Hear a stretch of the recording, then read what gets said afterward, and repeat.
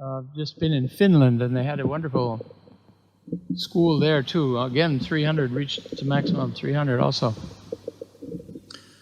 You know, this theme of the school being the Bob, both from the point of view of his life, his position, and also his writings, provides for us an occasion to remember or recall, or in many cases perhaps learn things that we hadn't seen before. But in a sense, it's a rehearsal of things we have studied and known about all of our lives. We're called about on this occasion, in this, the House have called it a moment, but it also, of course, is a holy year, and provides us many opportunities to recall the Bob and speak of the Bob. But how do we speak of the Bob? If you were asked, who is the Bob? What's the first thing that comes to your mind? If you were to have someone ask you what's the position of the Bob, I think most of us would fall back on what he's kind of like John the Baptist. In the course of these review of some of the writings that are planned for these sessions, I think we'll find that there are similarities with John the Baptist, but he far exceeds anything of that order. And these quotations have been drawn, for the most part, from Shoghi Effendi's writings. Now, Shoghi Effendi did not live during the life of the Bab. He approached the editing of the Nabil's narrative early on in his ministry, which was a terrific gift to the Baha'i world. And then he expounded on the position of the Bab. One of the things he had to do was to raise the understanding of the Bab in comparison with Abdul Baha, because the friends in the West had fallen into the habit of referring to Abdul Baha as the return of Christ. If Baha'u'llah was the father, then the son would be Jesus Christ. How many times Abdul Baha worked at removing that impression that he was not a manifestation of God, and that becomes quite clear. But the friends also didn't have a clear idea of the Bab. There wasn't much available. Some little histories, of course, with the launching of the Dawnbreakers, the whole picture became much clearer. And gradually, the friends in the West, stumbling along over various Persian names, came to some understanding of the basic history of the faith. Now, the people that are teaching the Dawnbreakers these days review at the beginning a kind of 15, 20 minutes of pronunciation and have everybody pronouncing the names 4 or 5 times. It helps, you know. The old way of just skipping, when we get to the names, we say, and yeah, here's another one of those names, and we go to the next thing. By the time the characters reappear throughout the book, we don't remember whether we've ever seen this name or not, because we're not looking at the names. So it's very important in Dawnbreaker studies to make a point of finding out who is it that's appearing throughout the narrative. And also finding out people with the same name, because suddenly you find here's somebody talking who died in Sheikh Tabarsi, and you wonder how it is that he's talking again. But they have the same name, so there's a number of those things to be resolved also. In looking at the whole question of reviewing the nature of the Bab, I found myself gathering quotations under various aspects.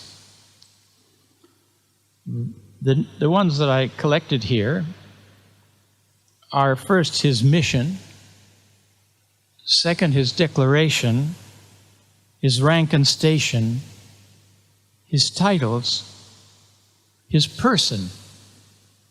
How would you describe the person of the Bab? His ministry, different from the mission. The mission is what he came for. The ministry is how he did it. His covenant, so important, and the most powerful covenant really revealed prior to the Baha'i covenant.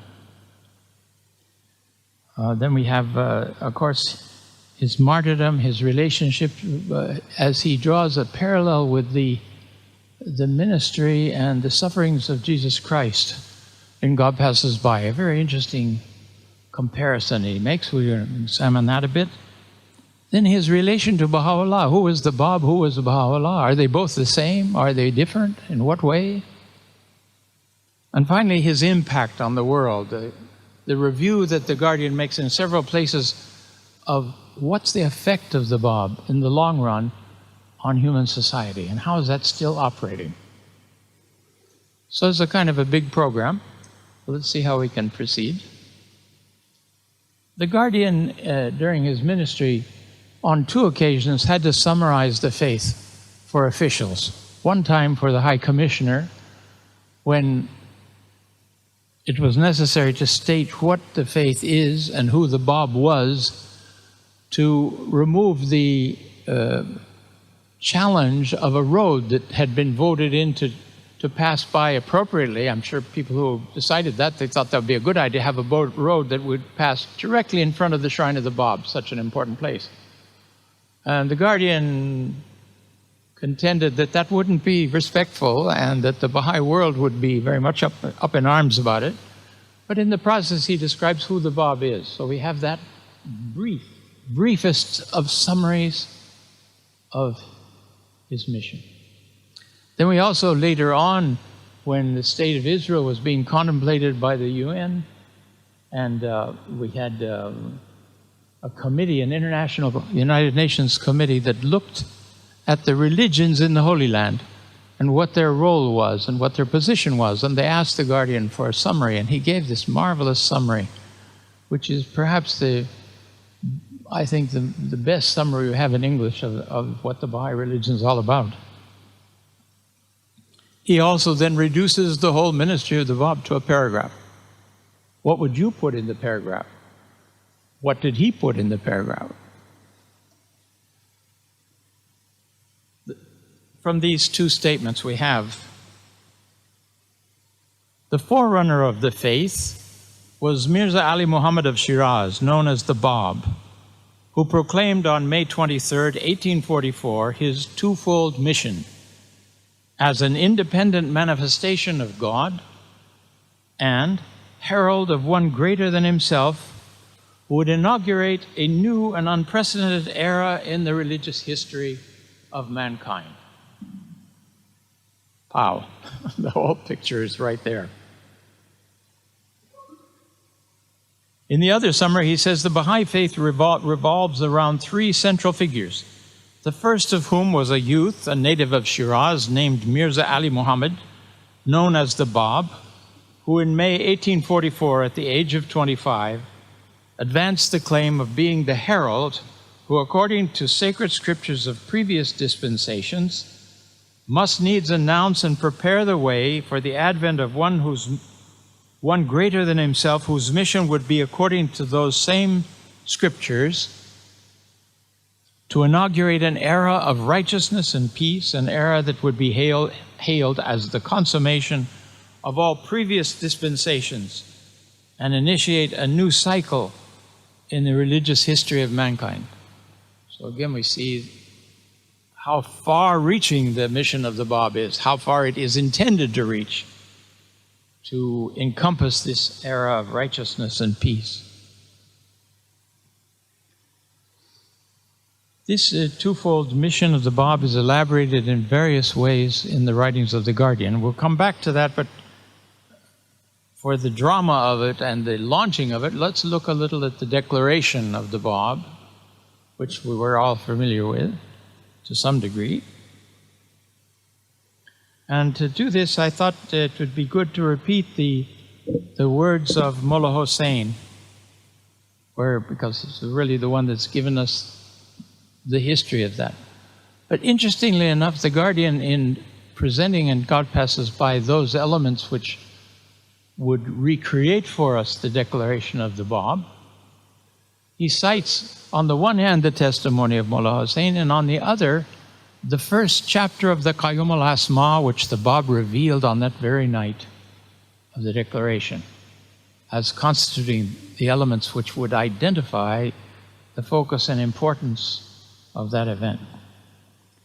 This revelation, Mullah Hussein has further testified, so suddenly and impetuously thrust upon me, came as a thunderbolt which for a time seemed to have benumbed my faculties. I was blinded by its dazzling splendor and overwhelmed by its crushing force. Excitement, joy, awe, and wonder stirred the depths of my soul. Predominant among these emotions was a sense of gladness and strength which seemed to have transfigured me. How feeble and impotent, how dejected and timid I had felt previously. Then I could neither write nor walk, so tremulous were my hands and feet.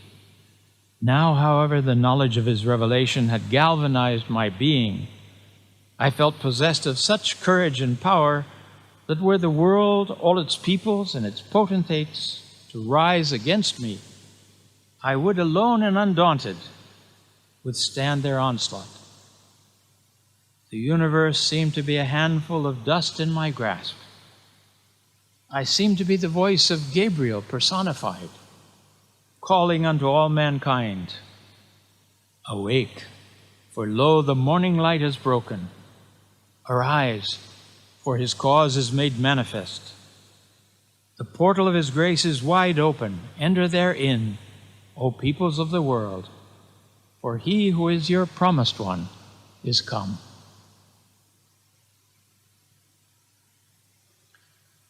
The Guardian then continues. He says, a more significant light, however, is shed on this episode, marking the declaration of the mission of the Bab by the perusal of that first, greatest, and mightiest of all books in the Babi dispensation, the celebrated commentary on the Surah of Joseph, the first chapter of which, we are assured, proceeded in its entirety in the course of that night of nights from the pen of its divine revealer. The description of this episode by Mullah Hussein, as well as the opening pages of that book, attest the magnitude and force of that weighty declaration.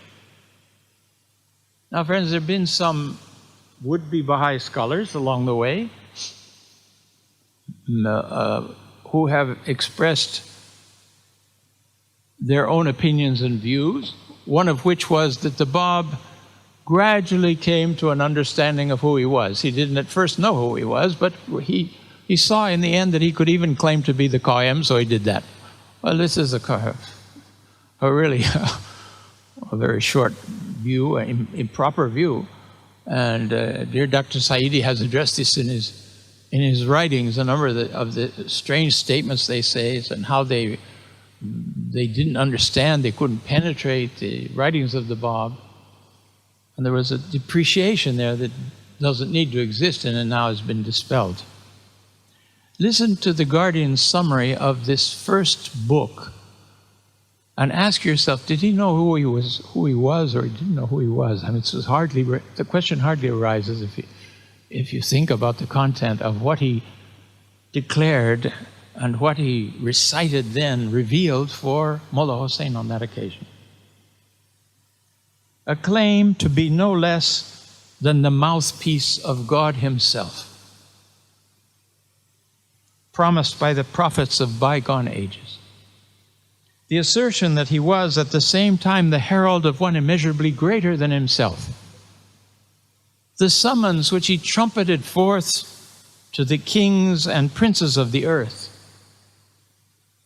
The dire warnings directed to the chief magistrate of the realm, Muhammad Shah. Doesn't sound very timid, does it? The counsel imparted to Haji Mirza Agassi to fear God, and the peremptory command to abdicate his authority as Grand Vizier of the Shah and submit to the one who is the inheritor of the earth and all that is therein. The challenge issued to the rulers of the world, proclaiming the self-sufficiency of his cause, denouncing the vanity of their ephemeral power, and calling upon them to lay aside one and all their dominion and deliver his message to lands in both the east and the west.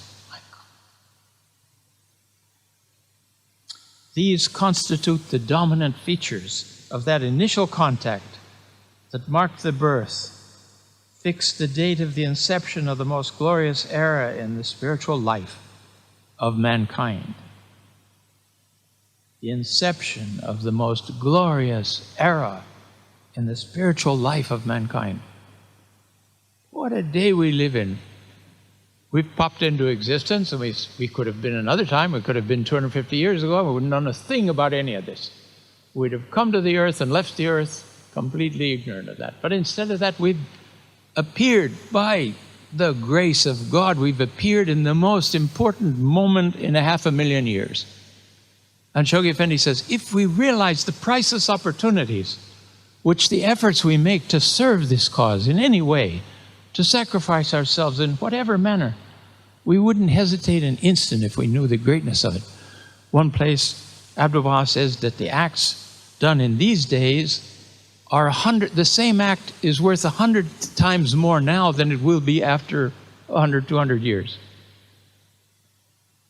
We have a very, very unique opportunity here to react to the coming of the new day. Now, a personal note. After the convention in 1973, through the kindness of Ali Naqshbandi, I was able to go on pilgrimage to Iran and travel all around the country. At one point, the friends of the assembly sent me south to Shiraz. And the Muhammad Afnan, the caretaker of the shrine, was there. I was alone. He was alone. He said, my family are in England. Come, you stay with me in my house. And so I was there for 3 days. The third day actually turned out to be the anniversary of the declaration of the Bab. And according to tradition, the Afnans gather in the room where the declaration was made at 2 hours and 11 minutes after sunset and chant the first chapter of the Qayyum al-Asma. And as I was a guest in the house of the Afnan, somehow I managed to get in that crowd. And I was in that house that evening. What a terrific... I mean, I'd been visiting the house for a couple of days. In fact, he had encouraged me to take a series of photographs, which became the basis of a slide program that the House of Justice sent out to the world, because I was photographing all the rooms and he was explaining which were the bedroom, where was the different rooms of the mother of the Bab, and so on, all of those various points. But now that whole thing is gone, and we would say, what a loss! This is irreparable loss. The house of Baha'u'llah in Baghdad is gone. But there is a tablet from Baha'u'llah which states very clearly that the holy places are not the material substance of those places. That there is a spiritual ordination that creates that holy place. And if we put the buildings back again, it's identical to the original holy place, because it didn't depend on the bricks and the dust of the place, but on the spiritual ordination of the place.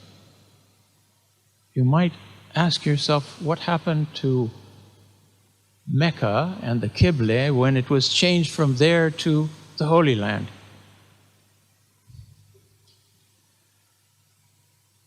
The next aspect is to explore a bit more the rank and station of the Bab.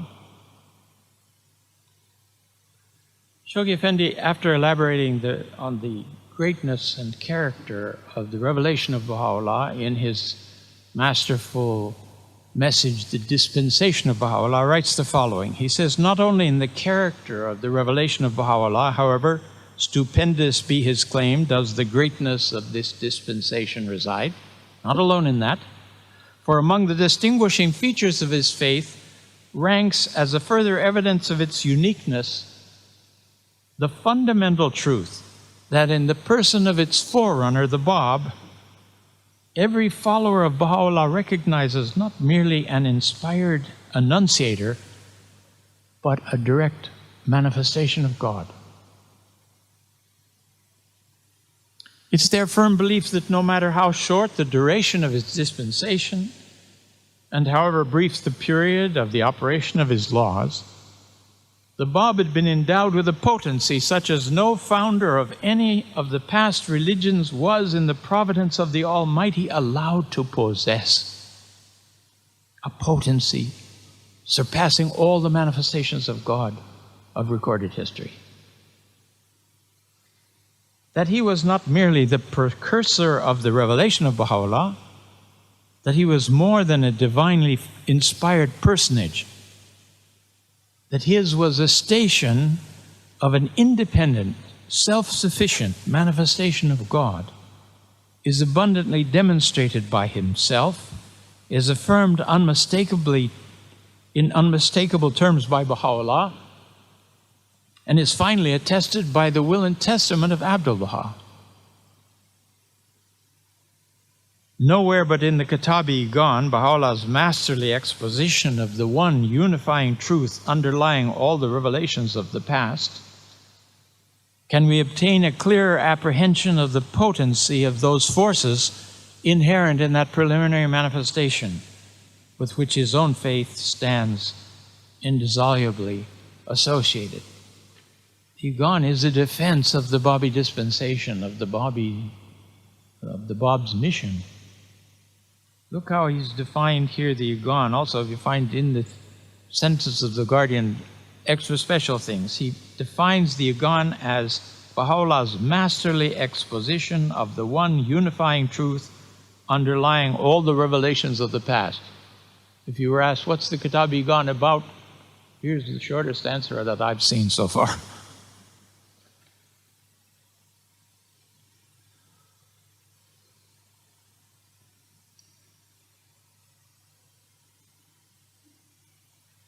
Expatiating upon the unfathomed import of the signs and tokens that have accompanied the revelation proclaimed by the Bab, the promised Qaim, he recalls these prophetic words. This is Baha'u'llah in the Iqan.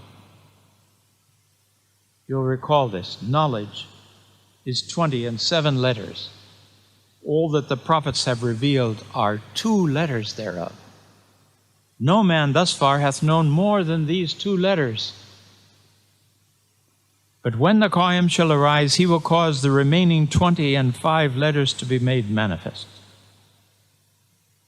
Behold, adds Baha'u'llah, how great and lofty is his station. Of his revelation, the prophets of God, his saints and chosen ones, have either not been informed or in pursuance of God's inscrutable decree, they have not disclosed. Mysterious. One of the friends in the West wrote and said that some of the alphabets have 28 letters. How do we understand this? It doesn't have to do with the letters of the alphabet. It seems clear enough. It has to do, if you could divide knowledge into 27 different packets, 2 have been delivered before, and the Bab has brought the other 25. Never mind what your alphabet, local alphabet is.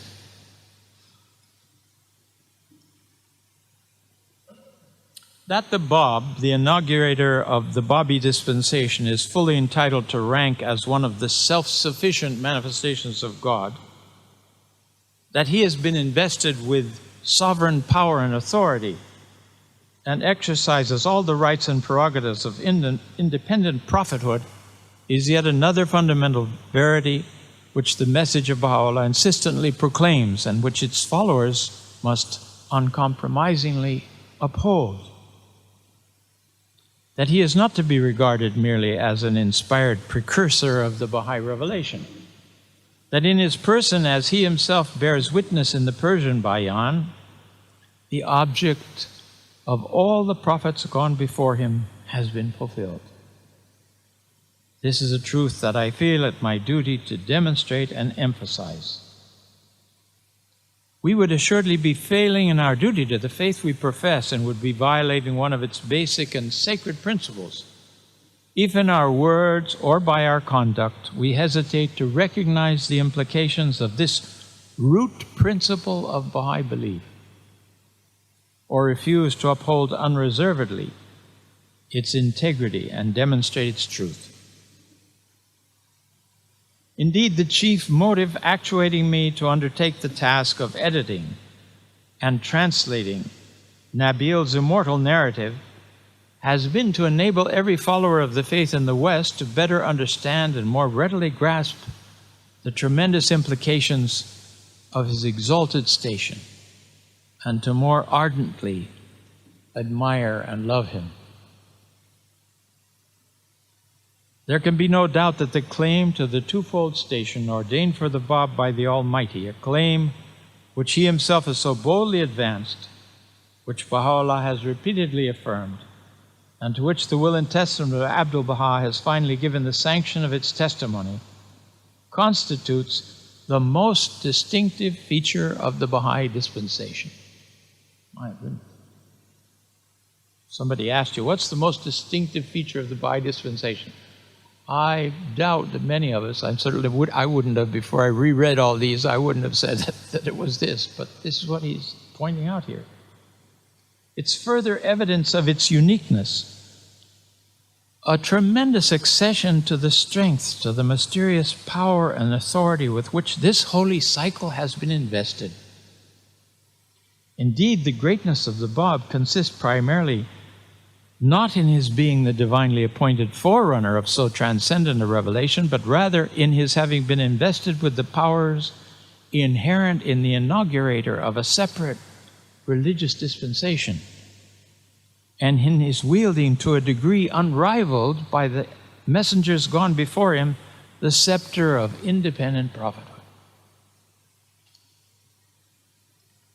The short duration of his dispensation, the restricted range within which his laws and ordinances have been made to operate, supply no criterion whatever wherewith to judge its divine origin and to evaluate the potency of its message. That so brief a span, Baha'u'llah himself explains, should have separated this most mighty and wondrous revelation from mine own previous manifestation is a secret that no man can unravel, and a mystery such as no mind can fathom. Its duration had been foreordained, and no man shall ever discover its reason unless and until he be informed of the contents of my hidden book. Suggests it's a bit out of our range of understanding. If he doesn't tell us these things, how would we possibly come to these conclusions? The marvelous happenings that have heralded the advent of the founder of the Babi dispensation, the dramatic circumstances of his own eventful life, the miraculous tragedy of his martyrdom, the magic of his influence exerted on the most eminent and powerful among his countrymen, to all of which every chapter of Nabil's stirring narrative testifies, should in themselves be regarded as sufficient evidence of the validity of his claim to so exalted a station among the prophets.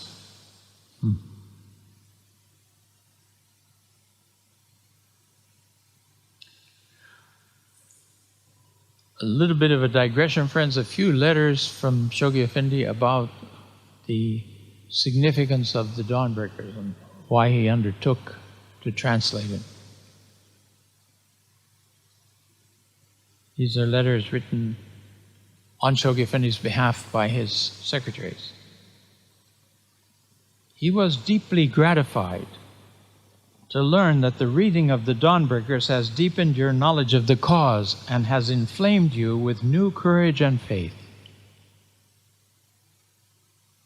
The tale of these immortal heroes of God, so well narrated by the powerful pen of Nabil, is indeed stimulating and spiritually uplifting.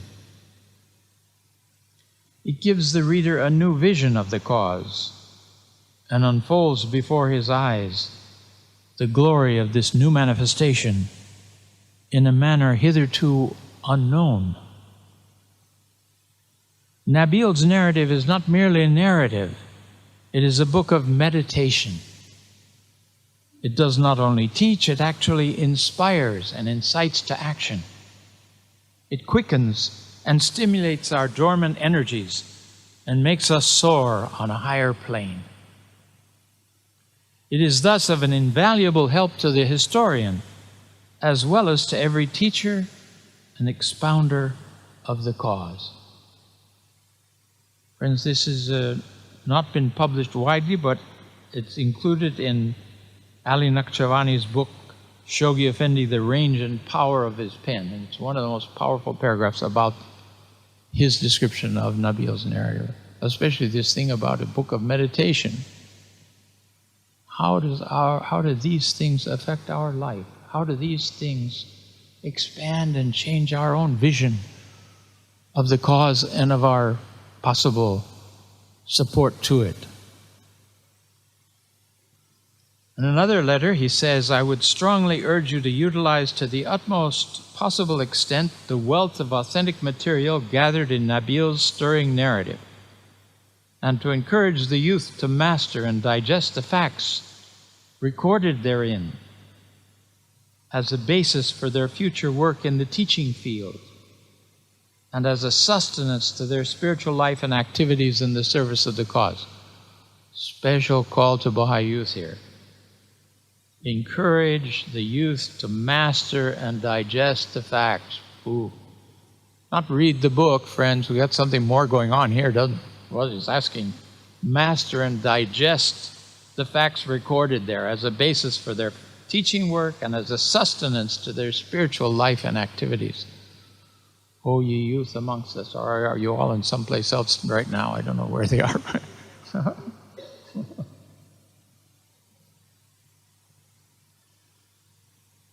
Again, he fully approves the idea of holding study classes, for the deeper the friends go in their understanding of their teachings, the more firm and steadfast they will become, and the more unwavering in their support of the institutions of the faith.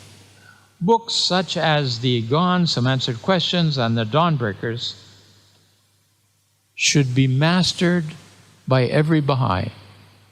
What? These books, he says, should be mastered by every Baha'i, not would-be teachers. I mean, we're all would-be teachers. We're all called to teach. So I don't know which ones you've mastered and which ones you haven't mastered, but you might want to review that in your minds. They should read these books over and over again. The last book will show you how the faith was ushered into the world and how its early adherents heroically faced martyrdom and suffering in their desire to establish the cause throughout the world. Knowing the life of those heroes will recreate, or will create in us the urge to follow their footsteps and achieve the same. Achieve the same. Good gracious, what a promise that is. There are heroic acts to be performed at this time. Every step of unfoldment of the cause provides unique opportunities. Do we beg Baha'u'llah to let us participate in some way, in some manner, contribute something? And finally, he writes, no one can read the Dawnbreakers and remain cold and unreceptive. The deeds of those heroic souls are bound to stir the reader and win his support. Who can see what they experienced in the path of God and remain apathetic?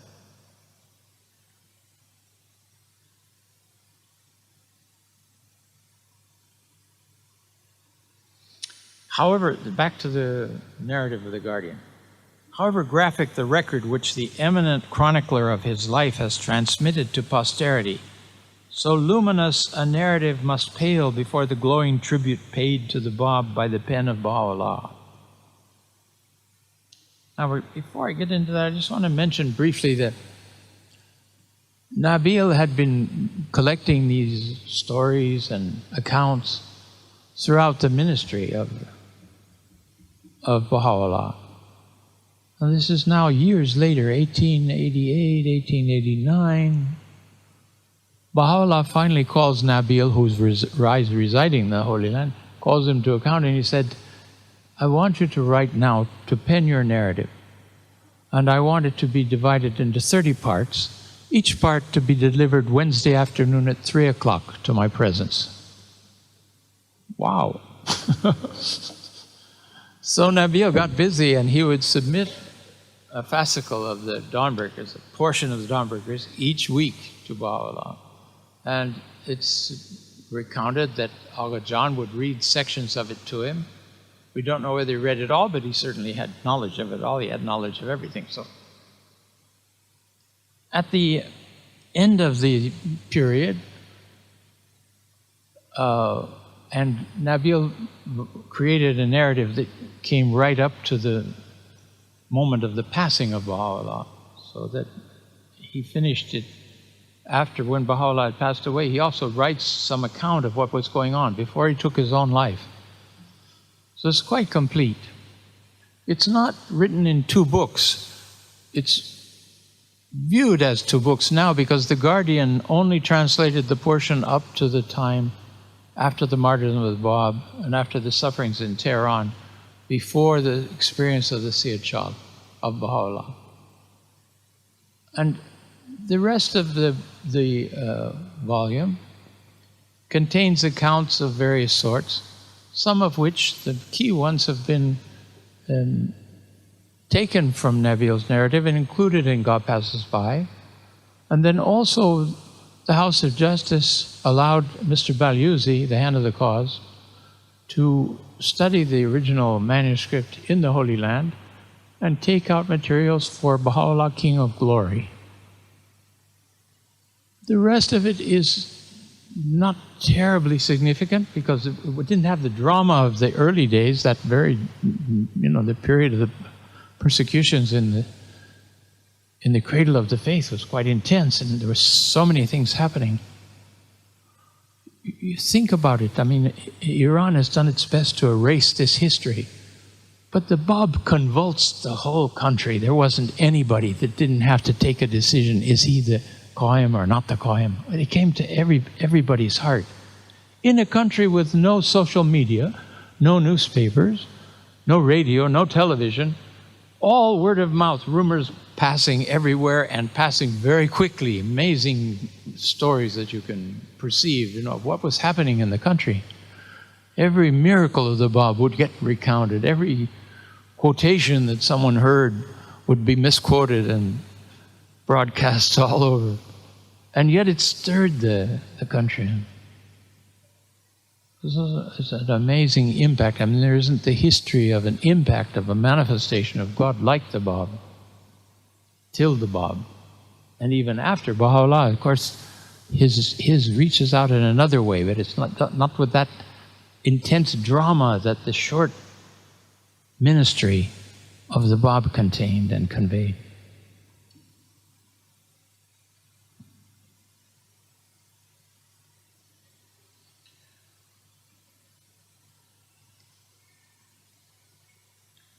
Again, these is commentary of Shoghi Effendi about the Iqan. He says, where else, if not in the Kitab-i-Iqan, can the student of the Babi dispensation seek to find those affirmations that unmistakably attest the power and spirit which no man, except he be a manifestation of God, can manifest? How could such a thing, exclaims Baha'u'llah, be made manifest except through the power of a divine revelation and the potency of God's invincible will? By the righteousness of God, were anyone to entertain so great a revelation in his heart, the thought of such a declaration would alone confound him. Were the hearts of all men to be crowded into his heart, he would still hesitate to venture upon so awful an enterprise. We don't have all the means of doing it, but think, if you were called to be a manifestation of God, you were a human being like we all are, and you knew that how the people would react when you announced that I'm from God and I'm a messenger of God and I've come here to give you a book to tell you how to live on behalf of the Creator. Yeah, sure. Yeah. And if you're from the Mercer class, from the merchants, involved in business and never went to the schools of the divines and never showed signs of memorizing the Quran and all the things that would be necessary to even open your mouth. I mean, it wasn't allowed for the common man in Iran to make a pronouncement about religion, much less to announce his coming as a prophetic figure.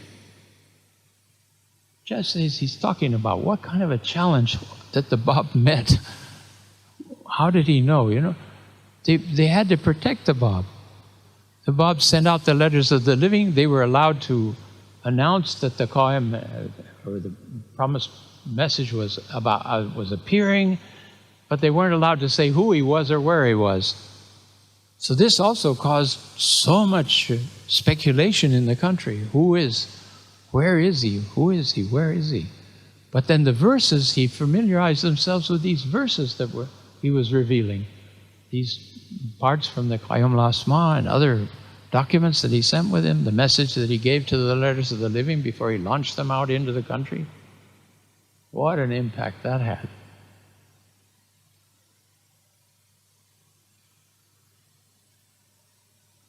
No eye, he in another passage affirms, hath beheld so great an outpouring of bounty, nor hath any ear heard of such a revelation of loving kindness. The prophets endowed with constancy, whose loftiness and glory shine as the sun, were each honored with a book which all have seen, and the verses of which have been duly ascertained. Whereas the verses which have rained from this cloud of divine mercy have been so abundant that none hath yet been able to estimate their number. How can they belittle this revelation? Hath any age witnessed such momentous happenings? We'll come back to this question of the quantity of the Bab's revelation. Wishing to stress the sublimity of the Bab's exalted station as compared with that of the prophets of the past, Baha'u'llah in that same epistle asserts, no understanding can grasp the nature of his revelation, nor can any knowledge comprehend the full measure of his faith.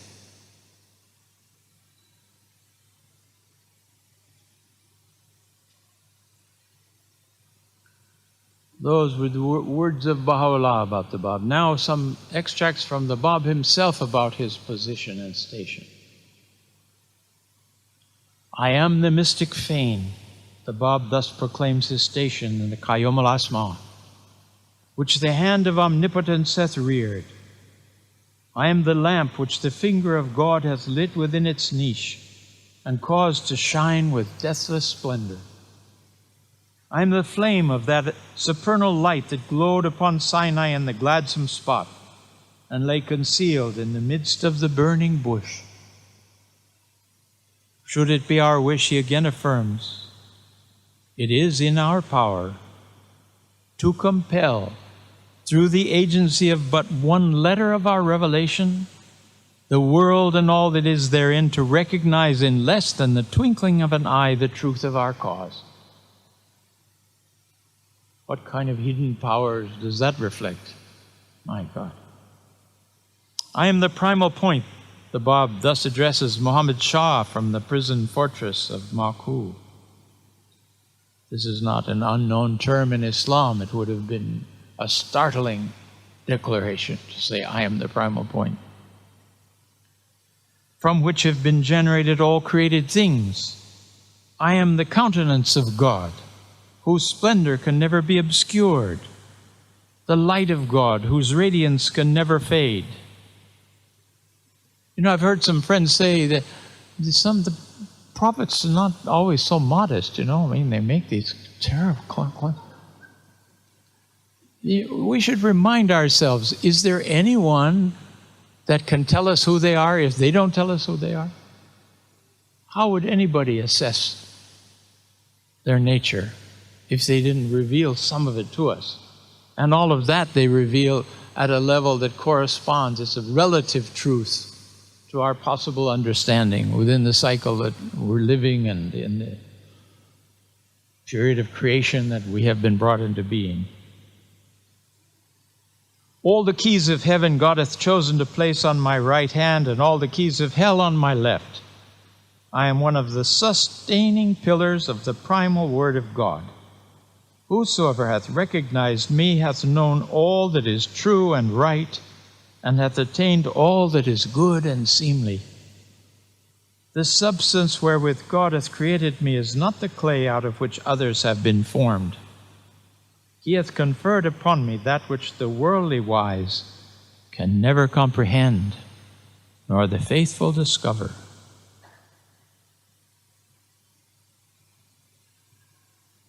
To these authoritative assertions and solemn declarations made by Baha'u'llah and the Bab must be added Abdu'l-Baha's own incontrovertible testimony. He, the appointed interpreter of the utterances of both Baha'u'llah and the Bab, corroborates, not by implication, but in clear and categorical language, both in his tablets and in his testament, the truth of the statements to which I've already referred.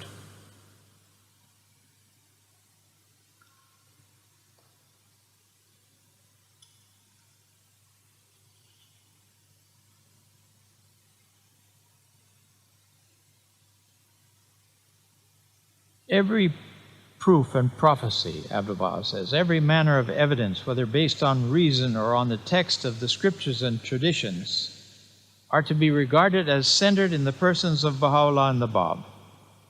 In them is to be found their complete fulfillment. Now again, we have Abdu'l-Baha stating that, so we don't interpret things to mean Abdu'l-Baha. He says they refer to the Bab and Baha'u'llah. Finally, in the will and testament of Abdu'l-Baha, the repository of his last wishes and parting instructions, he, in the following passage, specifically designed to set forth the guiding principles of Baha'i belief, sets the seal of his testimony on the Bab's dual and exalted station.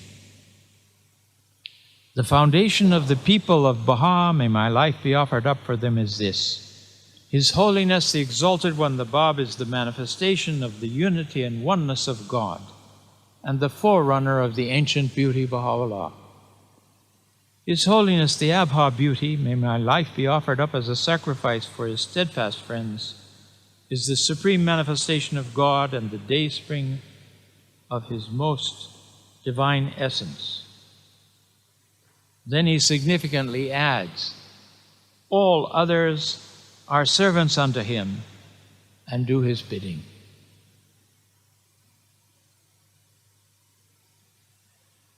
A review. When Shoghi Effendi comes to a point of summarizing these in the first 5 chapters of God Passes By, where all of these things are laid out in such clarity,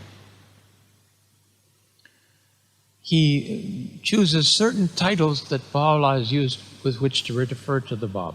These are the 5 that he's chosen. The essence of essence, the sea of seas, the point round whom the realities of the prophets and messengers revolve, from whom God hath caused to proceed the knowledge of all that was and shall be, whose rank excelleth that of all the prophets, whose revelation transcendeth the comprehension and understanding of all their chosen ones. Beyond that, we're familiar ourselves, particularly in the Tablet of Ahmad, where Baha'u'llah refers to the Bab as the king of the messengers of God. I wonder what the implications of being the king of the messengers of God are in the other world. We see it as his rank excelleth all the other previous manifestations of God. It's easily to see in the numbers that the World Center has recorded, digitally recorded, of the writings of the Bab, that his revelation more than doubles the sum of all the prophets' holy books of the past. If you measure them, the Bab is revealed that much, and then at least that much more, again, independently. This is such an outpouring has never been witnessed prior to the coming of the Bab, at least in our recorded history.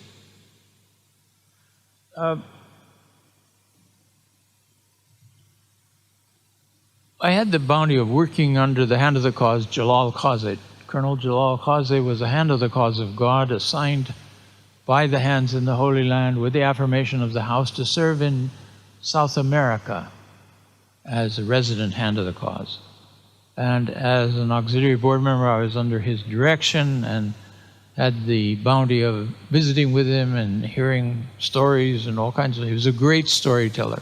In fact, his power in firesides was the complexity with which he'd tell stories. It just would attract people to such a degree. And then he had them where he wanted them, and he put the faith right into the hearts of them. It's marvelous. Mr. Qazi was invited to be one of the first 2 pilgrims. After 10 years, there were no pilgrimage to the Holy Land from 41 to 51 because of the war, because of the violation of the Guardian's family, because of the War of Independence in Israel itself. All of this thing kept pilgrimage as an impossibility. There were occasional visitors, but they would land with ships or something, but not an organized pilgrimage program like was known prior to that, and also subsequently in 51 on. And Mr. Qazi was a very practical man. He said, I was a veterinarian by training, a little bit rough. I used to be the governor of tribes. And he said, when I was invited to go, and I had the possibility to go on pilgrimage together with Zekrullah Khadim, Mr. Khadim, both of these men destined to become hands of the cause subsequently. He said that the friends were saying, you know, the Guardian, he reads your mind, so he knows what you're thinking. And I thought to myself, I don't want to be in the presence of the Guardian with the kind of things that I think, and he's going to know right away what I'm thinking. What am I going to do? I don't know if I should do this. So I went to Mr. Furtan, and he discussed it with Mr. Furtan. Mr. Furtan said, well, yes, he knows, but he doesn't always make you know that he knows. You know, it's a kind of a situation where you have to kind of take your chances here. So he said, I decided to go. So we went. And they were the first 2 pilgrims. They were in the Eastern Pilgrim House. And the first day, he said, the Guardian came up the hill in his car, and we met him, and he accompanied us to the walk together to the shrines, talking about the development of the cause and so many different things over those days. But he said this first day, we were going for the first time to the shrine. He said, we got to the marble steps, and the Guardian turned to Mr. Khadim and praised him for something he'd done. And it so stunned Mr. Khadim that he fainted right on those steps. Whether the Guardian was upset that he fainted and got down and put his hand under Mr. Khadim's face and was patting him and trying to awaken him, when Mr. Khadim opened his eyes again and saw the Guardian's face right there and fainted again. Mr. Qazi was getting a little impatient. He said, I wanted to get to the shrine. And he said, so, anyway, they got up onto their feet, and on they went to the shrine. And they entered the shrine, and the Guardian went forward to the tablet of visitation, and he himself chanted for them the tablet of visitation. Imagine standing in the shrine of the Bab with the sign of God, communing with the manifestation of God. What an event. He said, we stood at the very back, as far back as we could get, on the 2 sides. Then he said, after that, the Guardian went to the center and he prostrated himself, and then he walked out of respect to the shrine. He backed out of the shrine. And we looked at each other just before he got there, saying, where do we turn? Do we keep facing the shrine, or do we turn to the sign of God who's walking past us? Mr. Qazi said, well, I don't know. I didn't see what Mr. Khadim did, but he was a rather portly man. He said it was possible to face both ways at the same time. And the Guardian then passed out of the Guardian. So now the Guardian's out. He said we went forward and we said our prayers. We backed out of the shrine and we came out, and by that time Shoghi Effendi put his shoes on. And he was quietly contemplating and walking back and forth while we put our shoes on. And he said, the greatness of the shrine is not understood. the friends don't understand the greatness of the shrine. So we understood which friends he was talking about. That was fairly clear. And we got our shoes on and we started following him, and he began extolling the shrine and the position of the Bob. And finally, when we reached to the front, we were going to the front of the shrine, he said, all the saints and messengers of the past, the holy ones of the concourse on high, circle in adoration the blessed Bob. Oh, Mr. Causey said, I didn't intend to, but it came in my face, my head. He said, for heaven's sake, what's left for Baha'u'llah? Everybody is here circling around the Bob. What's this? He said the guardian was walking ahead of us. He stopped. He turned. He faced directly to me. He smiled. And then he said, and then the Bob and all those that circle around him circle around Baji. Thank you, friends.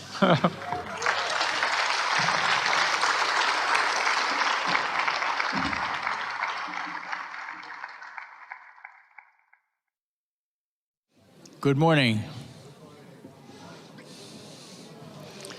Everyone is rested, ready for another day of activities here.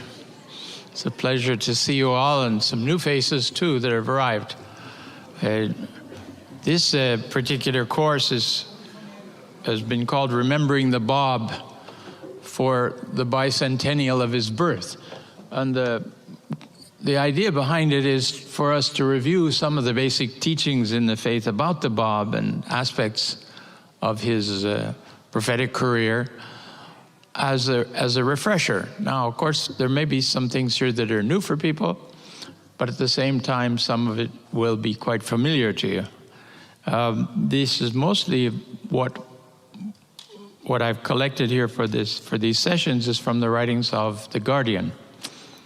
This terrific overview, the capacity of the overview, and the fact that he has also edited completely the Dawnbreakers represents a immense, incalculable contribution to the understanding of the cause. I don't know how, without the eye of the Guardian, without the focus of God Passes By, how we would ever understand the faith.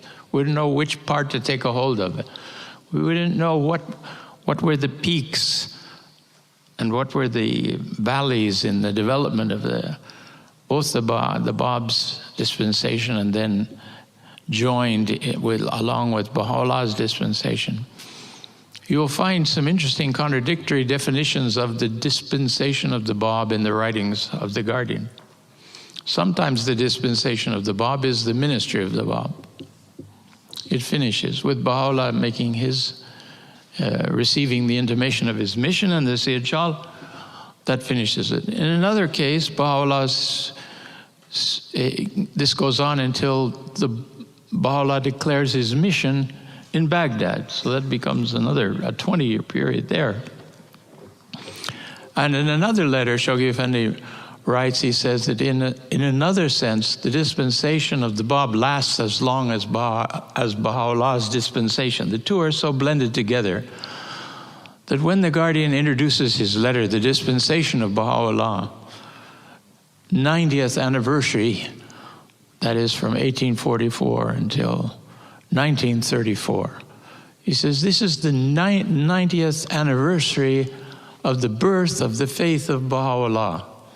Doesn't say of the declaration of the Bab, because it encompasses, the faith encompasses the Bab's dispensation as well. And the combination of the two, Shoghi Effendi has coined a unique phrase for that. He calls it the Baha'i era. The Baha'i era means this combination of these two dispensations. It will last no less than 1,000 years. Then we see, if we look a little deeper, we see in the tablets of Abdul-Baha, he said that Baha'u'llah has said no less than 1,000 years, but he said it may well be 2,000 years. It may well be 5,000 years.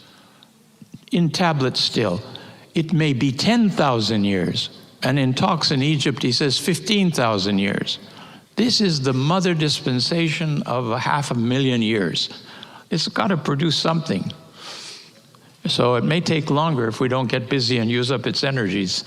and draw on its confirmations. But something will develop for sure. But it's going to be a challenge to the people after 1,000 years. There'll be a number of people, no doubt, will decide they're prophets of God and announce themselves, and that'll have to be all straightened out. We're coming to the consummation, you know. With this dispensation, the world comes of age.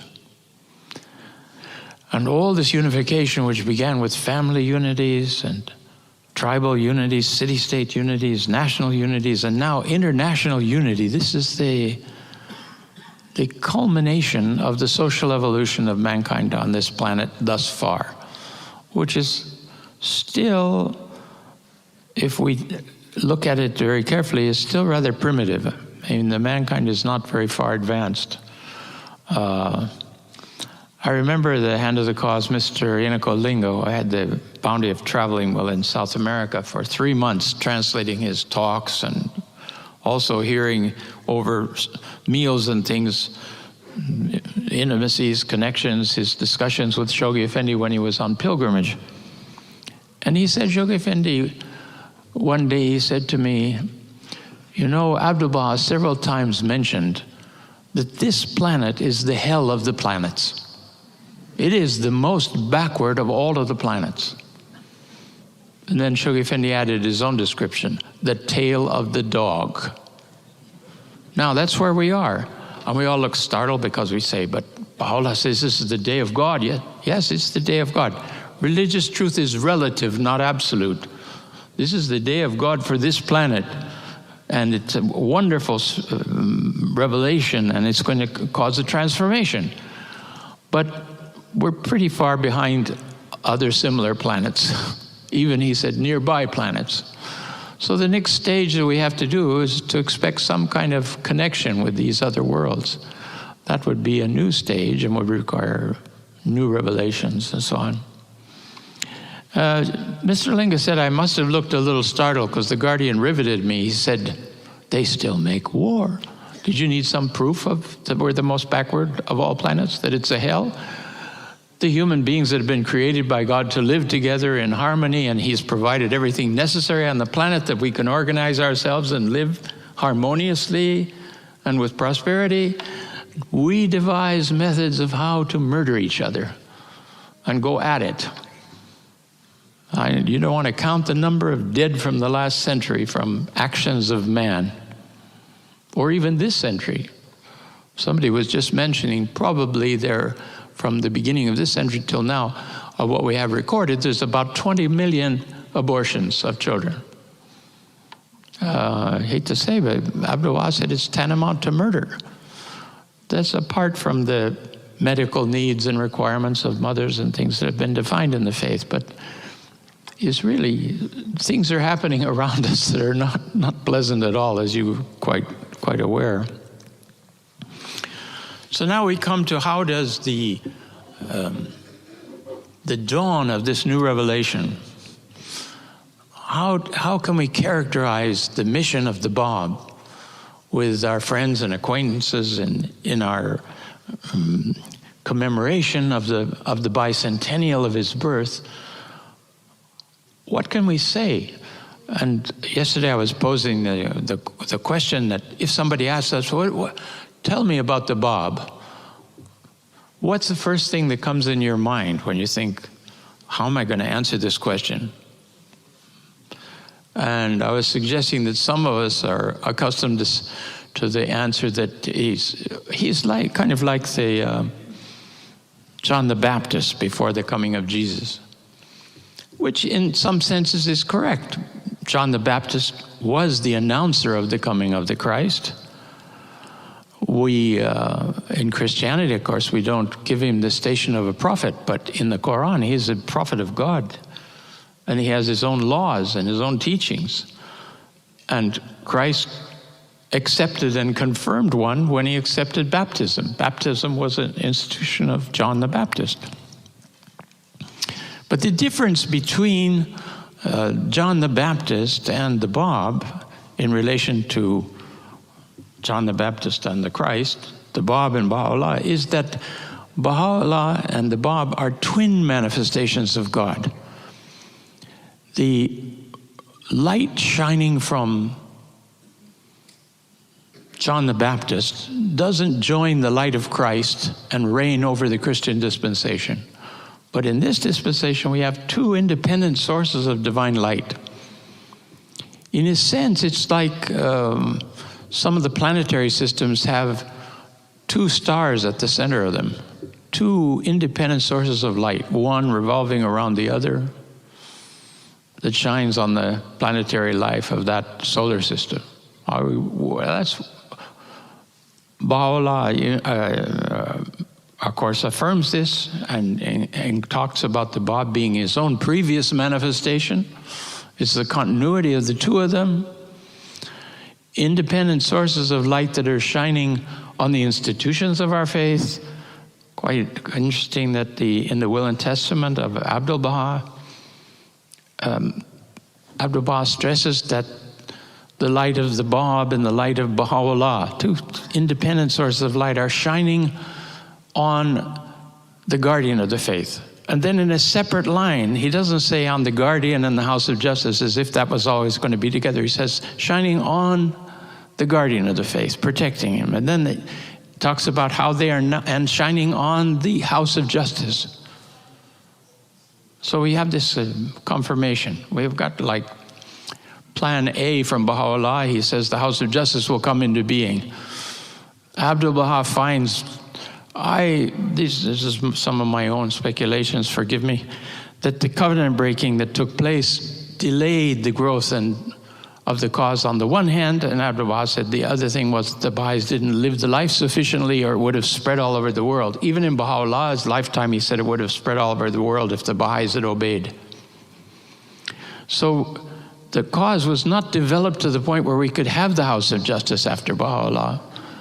And Shoghi Effendi is introduced as the guardian of the faith. He extends if you will, that authority for interpretation that flowed from Abdu'l-Baha, extends it for another 36 years and moves us along through stages of the divine plan and brings us to the point where he could elect the house of justice. He considered, just after he was being appointed guardian, he considered, is it time to form the house of justice? He thought maybe, he gathered some of the outstanding Baha'is and talked to them, and he realized that there wasn't the level of maturity nor the expansion of the faith sufficient to create the house of justice at that time. So now we're back to plan A. We have the house of justice, we don't have the guardian. We have the guardianship, but we don't have a living guardian present in the house of justice. But this conforms to the promises of Baha'u'llah, how he will guide the house of justice and how they will be blessed. Now, returning to this theme of the Bab, what the role of the Bab is, have you asked yourself the question, what do I say first about the Bab? If somebody asks me, oh, the bicentennial of the Bab, who's the Bab? There was a lady came to a meeting in the United States in one of the gatherings, and she was happy to say she'd been in Haifa. And she wanted to be polite, so she said, I visited the shrine of Robert.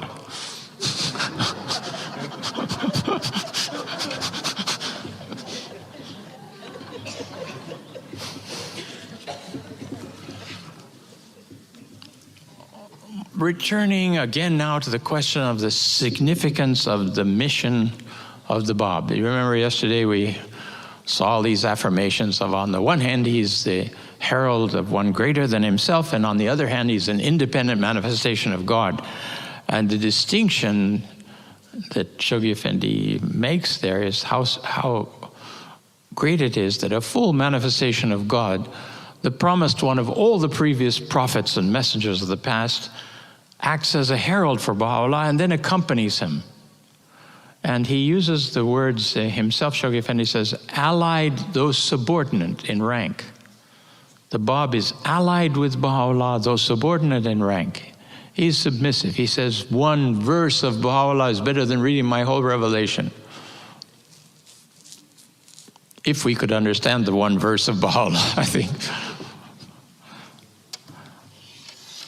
So, in review of this, there's a paragraph from God Passes By that I want to read you, which is the summary of everything that we looked at yesterday. We'll bring some of you who weren't here up to the point where we are evolving this presentation.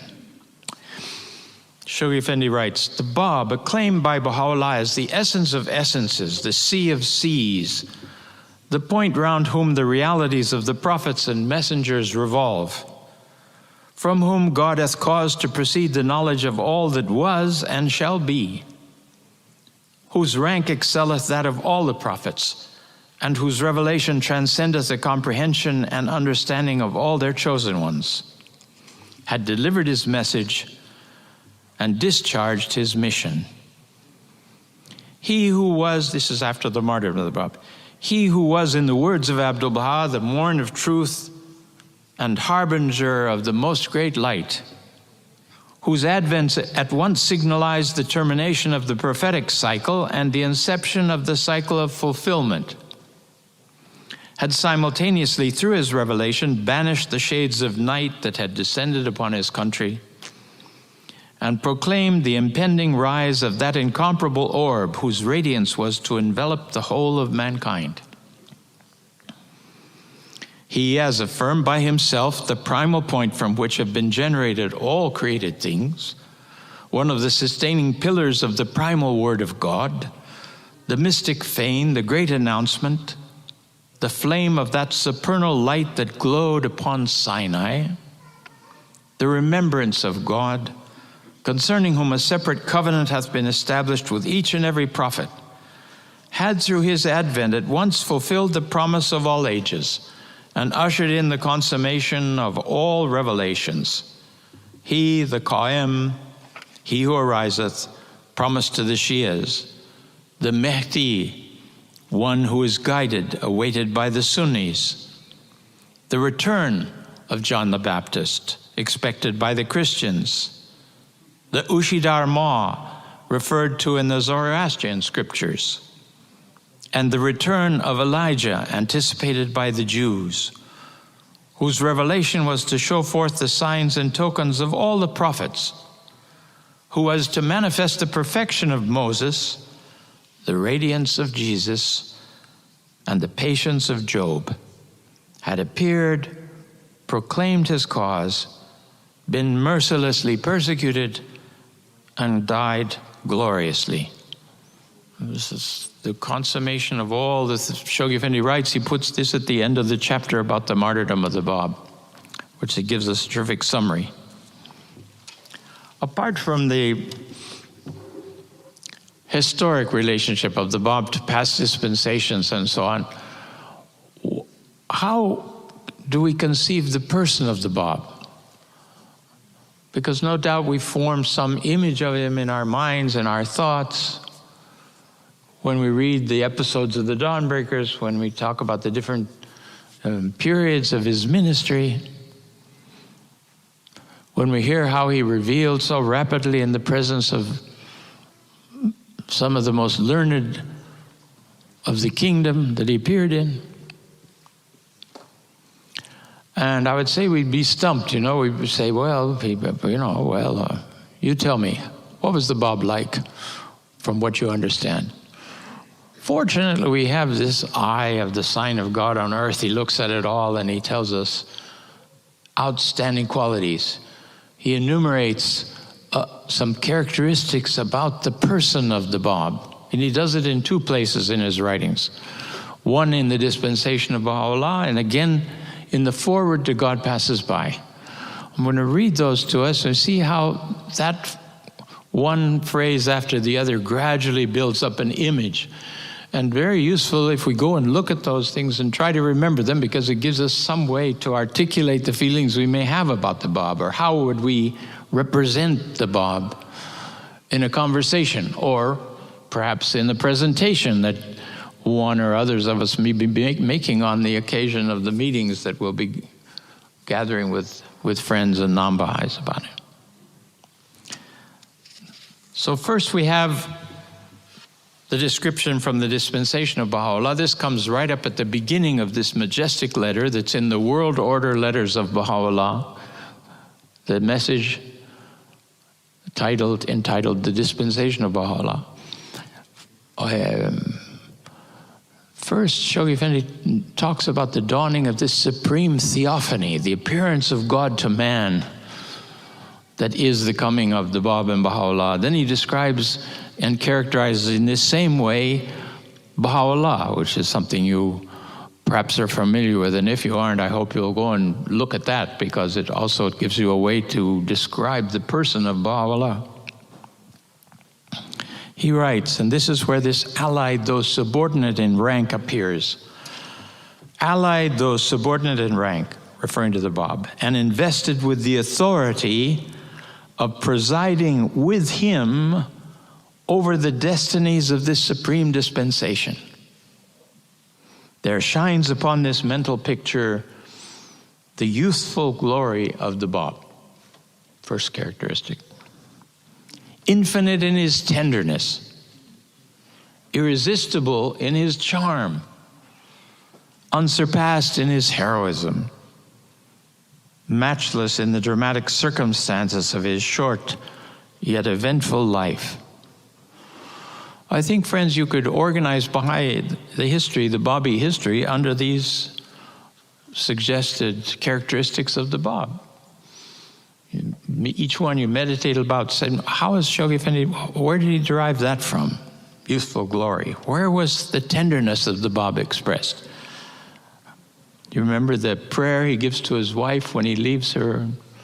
Suggests anytime she says that, she'll be with him. Irresistible in his charm. Various episodes you can come up with, especially reading the history of the Bab. By the way, you know, the history of the Bab, where can we find this? Prime source, of course, is the Nabil's narrative. Beyond that, we have this wonderful summary of In God Passes By. Beyond that, we have Balyuzi, Hassan Balyuzi, The Hand of the Cause, and Afnan himself, who has penned a book called The Bab. That has a lot of additional documents and things that were too not known, mostly from the West, that he adds into this thing. Creates a much expanded portrait of certain aspects of the Bab's ministry. So you want to, if you haven't read that book, you want to go back to it. Maybe you would say, well, I've read the Dunbar, so I don't need to read Balyuzi. But no, Balyuzi is a terrific review of certain aspects that you don't see other places. Now, having done that, he returns to the theme again when he writes God Passes By, 10 years later. And what does he say this time? He says, the first period, and he's describing the 4 periods in which he's divided the first Baha'i century. The first period, 1844 to 1853, centers around the gentle, the youthful, and irresistible person of the Bab. Matchless in his meekness, imperturbable in his serenity, magnetic in his utterance, unrivaled in the dramatic episodes of his swift and tragic ministry. So, friends, I think there we have, the basis for a verbal portrait, if you will, of the Bab and of his person and of his character that we can't find anywhere else. And if we can absorb some of those characteristics that the Guardian has mentioned, we'll be on fairly firm ground to give a response to what was the Bab like, or what can you tell us about the Bab? Of course, we can always tell the people, well, you can find all that in that book and this other book, but that's not very uplifting at the moment of the conversation,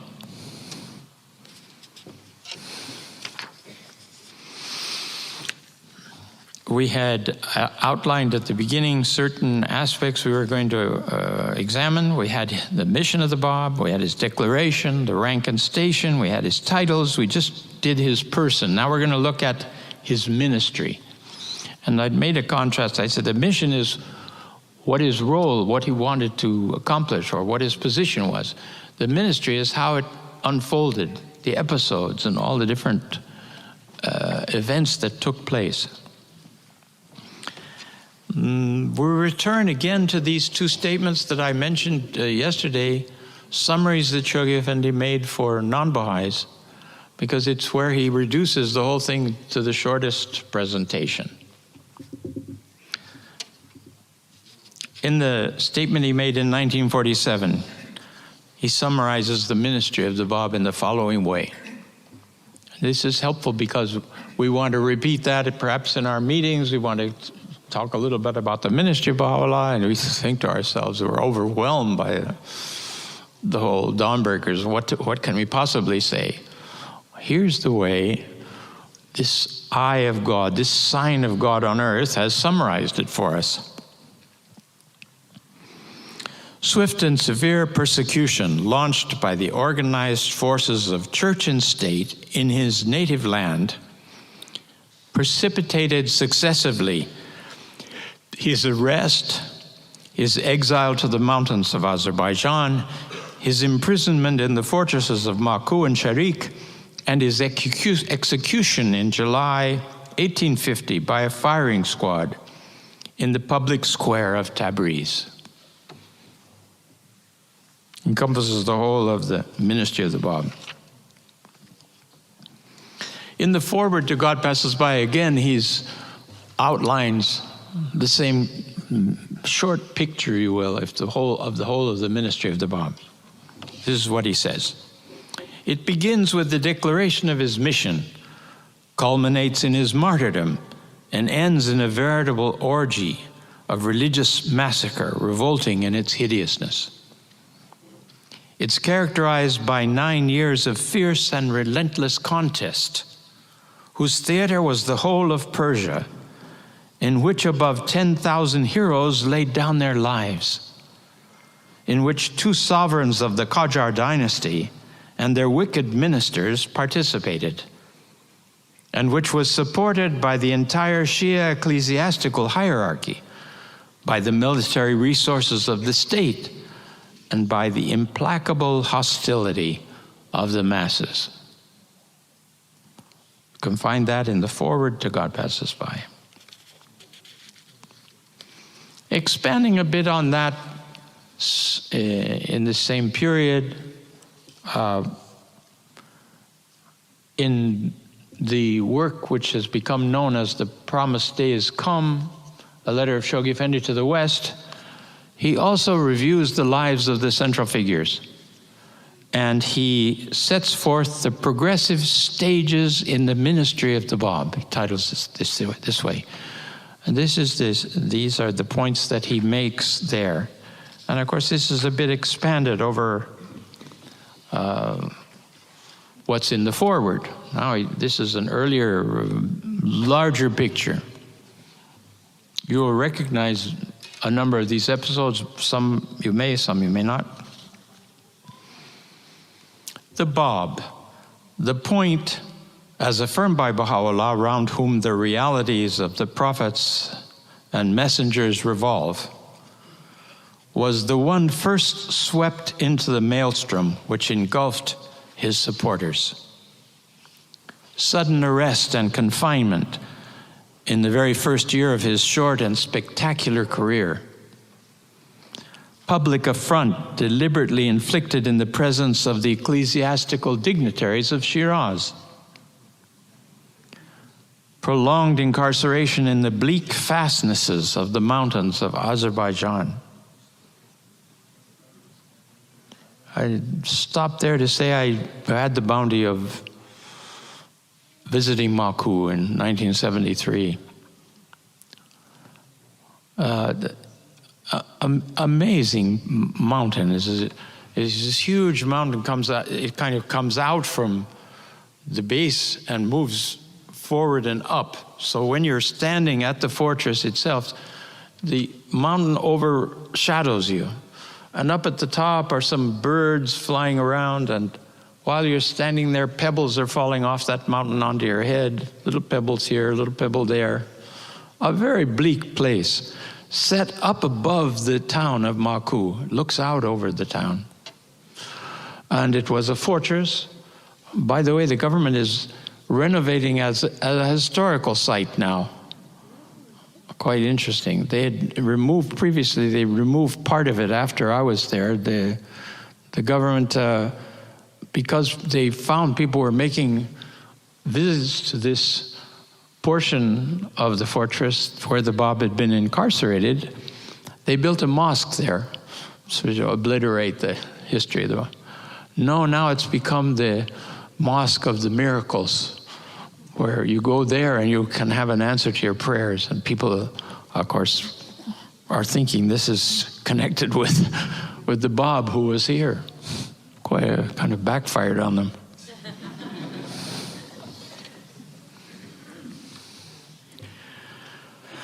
Moving on with the explanation. Bleak fastnesses of the mountains of Azerbaijan, not only in Baku itself, but in Cherik, when he went to Cherik, and I actually had the good fortune to get all the way to Cherik. I happened to be with Masoud Kamsi, who the Guardian has said you should visit Cherik. So he was a counselor in South America at the same time I was, and we were both in Iran at that time, and he said, come, we're going to go to Cherik. And we marched up in the rain, there's no road to go up there. You walk or ride a horse. But we walked to the base of what was the fortress of Cherik. It's all destroyed now. It's all crumbled down. There are few earlier photographs that show the extent of it. It's like a little settlement. And all the people of the areas were coming and constantly wanting to attain the presence of the Bab and hear his teachings. As far as the Prime Minister had hoped that he would silence the Bab by sending him off to these remote areas, of course that didn't happen. And the rumors and the stories would descend from there and spread all over the country. A contemptuous disregard and cowardly jealousy evinced respectively by the chief magistrate of the realm, that would be the Shah, and the foremost minister of his government, which would be the Amir Nizam. The carefully staged and farcical interrogatory sustained in the presence of the heir to the throne and the distinguished divines of Tabriz. And here's something interesting, friends, that if you haven't caught up with it, the prince that was the governor of Tabriz at the time of the interview of the Bab, where they challenged him and where he made this proclamation that I am the promised Qaim, that was the future Nasruddin Shah. Nasruddin Shah Mirza at that time, 17, 18-year-old boy, he witnessed the declaration of the Bab on that event and went on for his ministry. And the friends asked the Guardian, they asked Abdul-Baha too, and the Guardian said Abdul-Baha had said that why was his ministry extended 50 years? Everybody else that messed with the Bab disappeared in a year or two of a plague or something brought them down. But no, the Shah went on till his Jubilee, 50th anniversary, where he was shot on his Jubilee. Mr. Linga said, when I was with Shoghi Effendi, he talked about this, and he said, and then when the Shah was shot, he said, he went straight to hell. No judgment, just straight, okay. And he said, and he's still there. When I was in the Holy Land, Ria Khanum said the Guardian was commenting on the death of Muhammad Ali, and Muhammad Ali went to hell. He said, we had some trouble with Nasruddin Shah. He was saying, where am I to go? Where am I to go? You expect me to live with this Muhammad Ali here in hell? No. What a picture. I know some of you don't believe in hell, but you better get your facts straight, because as far as I can see in the writings, it's quite a real place. Although some of the people that are in it think they're in their glory, and they can't see the truth of anything, so it's very confusing. So just to remember that the Shah had his full chance to see the radiance of the Bab in that exalted moment when he declared that he was the promised one. It had such a potency that, as described in the Dawnbreakers, no one could move. They all were stunned by this thing. This fellow is supposed to be their prisoner. They're supposed to be roughing him up. He makes his proclamation, then he walks out of the gathering.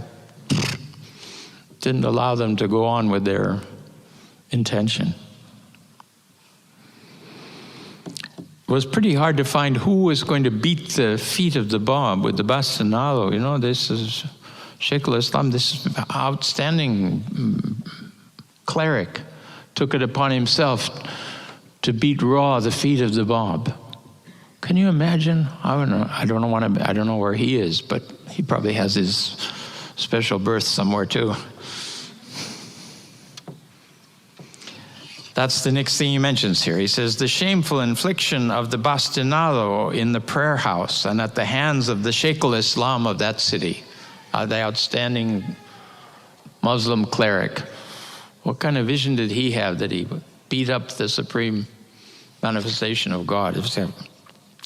And finally, suspension in the barrack square of Tabriz and the discharge of a volley of above 700 bullets at his youthful breast under the eyes of a callous multitude of about 10,000 people, culminating in the ignominious exposure of his mangled remains on the edge of the moat without the city gate.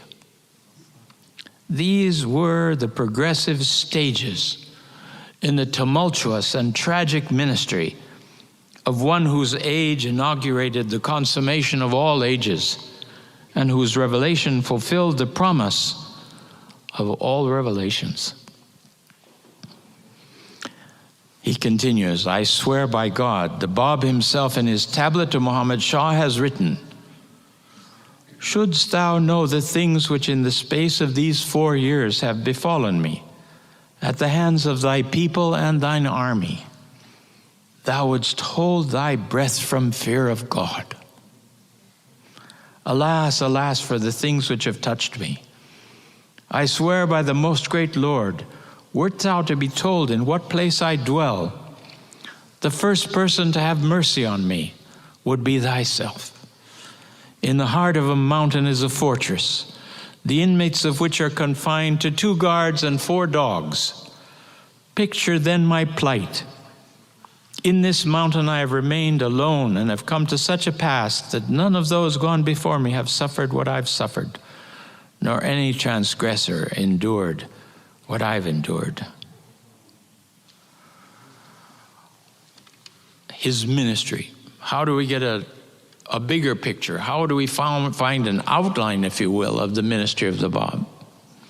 Now, Shoghi Effendi has provided this too, because he has written these 5 chapters of God Passes By, and then he's created a table of contents, and he himself has enumerated the subpoints there. They don't appear in the text, but they are in the contents, and I've seen the letters where he himself had composed this. It's not the editors.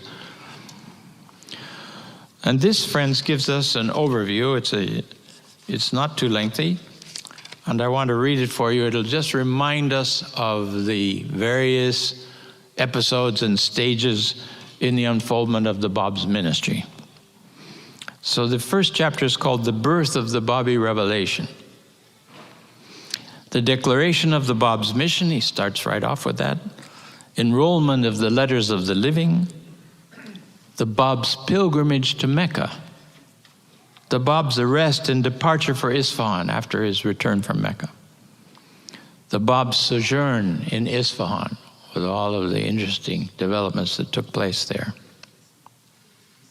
The second chapter is the Bab's captivity in Azerbaijan, the significance of his captivity, his incarceration in Maku and Shehrik, his examination in Tabriz, his writings, his covenant, and finally the conference of Badasht. Then there's a chapter on the upheavals in Mazandaran, Neriz, and Zanjan, features and episodes of which are reviewed there. And, you know, they're also covered in some great detail in Nabil's narrative. And you had the great heroes of the faith like Vahid and Zanjan and Hojat, and then Tahiri herself, and the 7 martyrs of Tehran is described there. Then he moves on to the 4th chapter, which is the execution of the Bab. And he outlines the events preceding his death, certain things that led up to that. And then the circumstances attending his martyrdom. Then tributes paid to his memory, both East and West. There were eyewitnesses, European representatives of governments that were present and saw the miracle of the Bab being shot by 750 bullets and just not being touched at all, nor his companion. How does one explain this? They didn't know how to explain it. They reported it, but they didn't know how to explain what had happened. Finally, he talks about the parallel between his mission, of the Bab's mission, and that of Jesus Christ himself. We'll come back to that again. The significance then of the Bab's mission, and this is the thing I read at the beginning of the session this morning. The 5th chapter of the Babi period, the first of these 4 periods that the Guardian describes in God Passes By, is the attempt on the life of the Shah and the consequences that brought, and then, of course, the arrest of Baha'u'llah and his imprisonment in the Sayyid Chal. And then you find further details about the martyrdom of Tahiri and the execution of the prominent disciples of the Bab. Tributes paid in books, East and West, of the heroism of the early Babis. And finally, Shoghi Effendi makes a resume of the fate of the persecutors of the Bab. Those that persecuted the Bab and his disciples. What happened to them? That's quite a dramatic close to this whole review that Shoghi Effendi offers us of the. So ask yourself, how recently have I read God Passes By? I won't ask for a show of hands. I don't want to.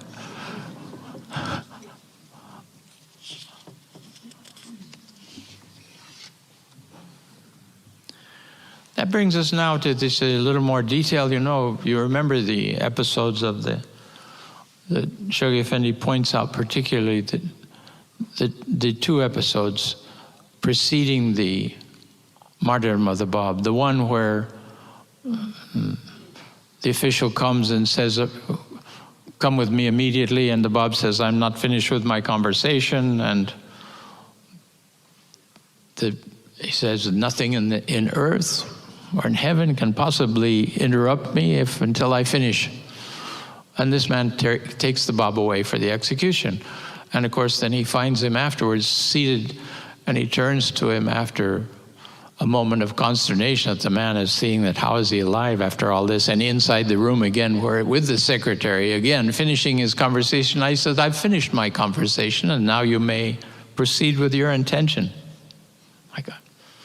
That's one episode he mentions. The other is Sam Khan, the head of the Christian regiment that originally provided the 750 soldiers to shoot at the Bab.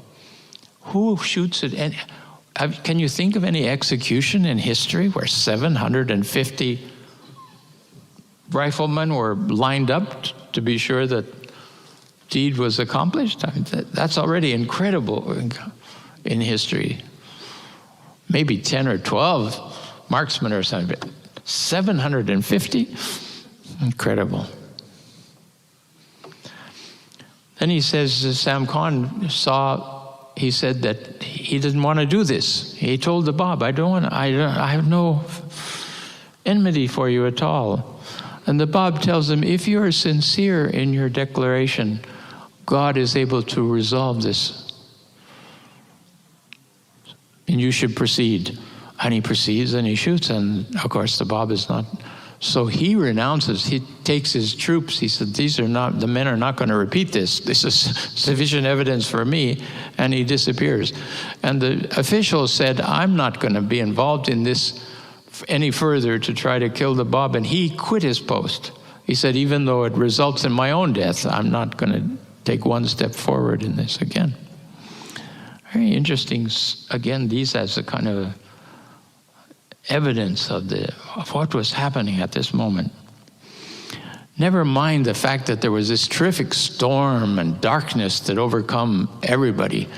It's like a movie, dramatic movie has been repeated, this kind of thing. Amazing. So after outlining the execution of the Bob, show you if he draws this parallel with the ministry of the Christ. Out of all the history of the different prophets, he chooses that one because he said it's so parallel and similar in character. And he outlines the various aspects which he sees as coinciding.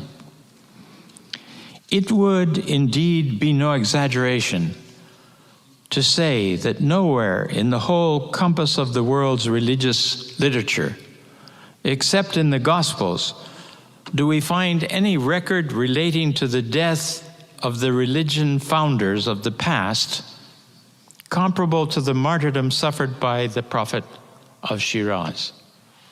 Let's think about it. We don't have much about Muhammad died in his home.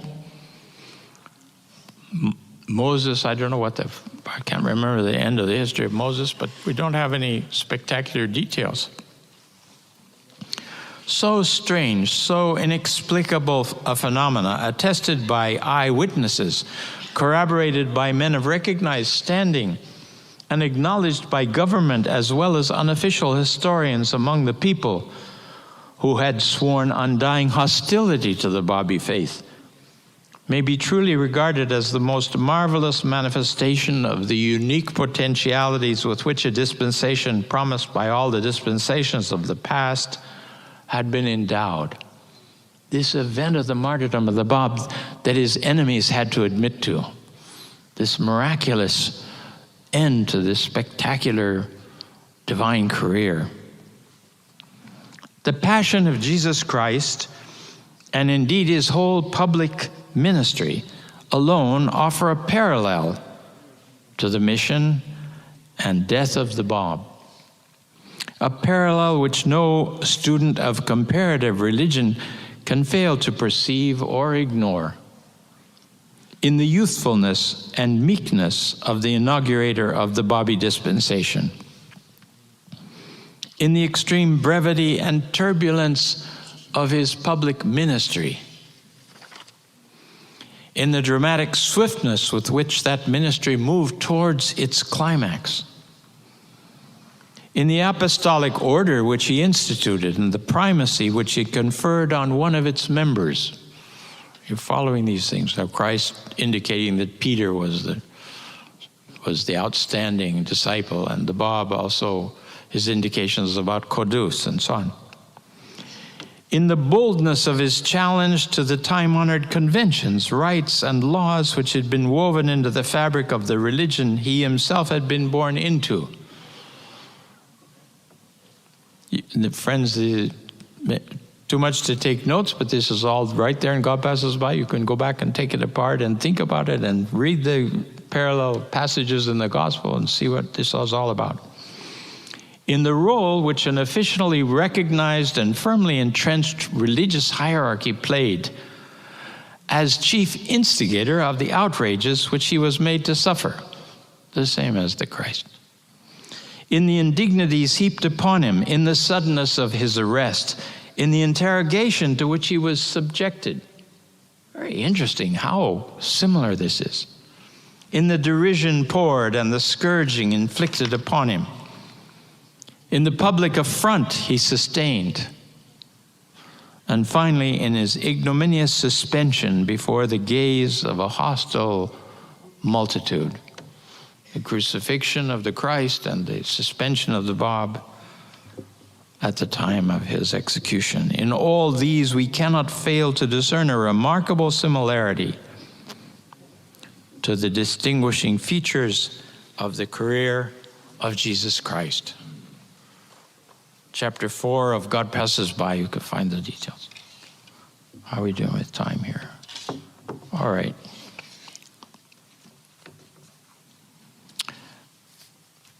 We have the bounty of having Dr. Saidi here with us to talk about the writings of the Bab. I have a section here about the writings of the Bab, but some of which has come from him that I've heard. When he was first invited to the Holy Land, I was involved in liaison capacity in various ways, and he discovered the treasures. We knew there were the writings of the Bab, but we didn't have them cataloged. And Dr. Saidi undertook the catalog of all of these various papers, Babi records, Babi manuscripts. And he was alive with discovering things that nobody knew anything about. He would come and communicate them in the House of Justice. He reported to the House of Justice various things, various clarifications. So exciting. So I would say about anything I say with my ideas, you want to see if you can confirm them in the Baha'i writings. And I usually say anybody that you hear speak, you want to reserve and think, now, is this what I've read in the writings? Does this coincide with what the teachings say? I don't care who it is. You've got to go all the way to the top, except the Guardian. You're going to have to ask yourself, is this right? Is this in accord with what I understand? But Dr. Saidi we have to listen to with a carte blanche, because he's exploring new territories that haven't been written down yet. And in the process, we get an inspiration. And now many of the passages which he's referred to and discovered then and so on have been incorporated in his book, The Gate of the Heart. And those passages have all been through scrutiny. The texts, some 100 texts from the Bab, are in that book that you won't find anywhere else, that have been approved by the House of Justice for publication. So it's quite a amplification, if you will. And I think in these days, he's going to lead us into a greater understanding, obviously, of these things.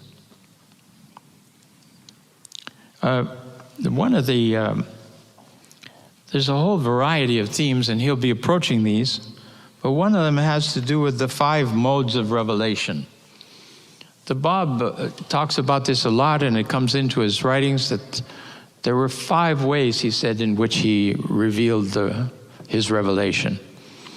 And these modes are, the first one he said is first mode, and these 4 are from Islam, confirmed in Islam. And then he adds a 5th one.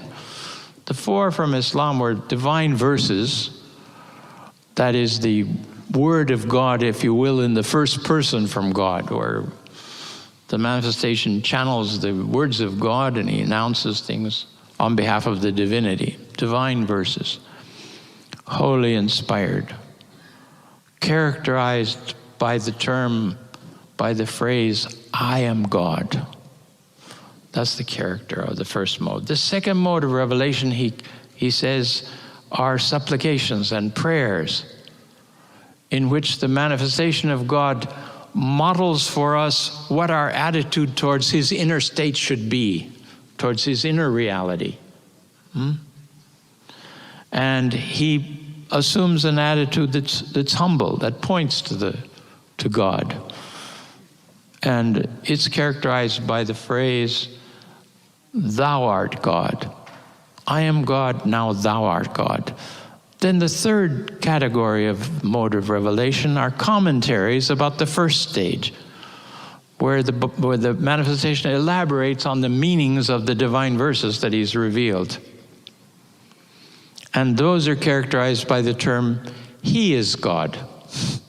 So you have, I am God, thou art God, now he is God. Commentaries. And then there's scientific treatises and other writings of the manifestation, which are in a fourth category, which he describes with an incomplete phrase, he is God who does such and such, and an elaboration of that sort.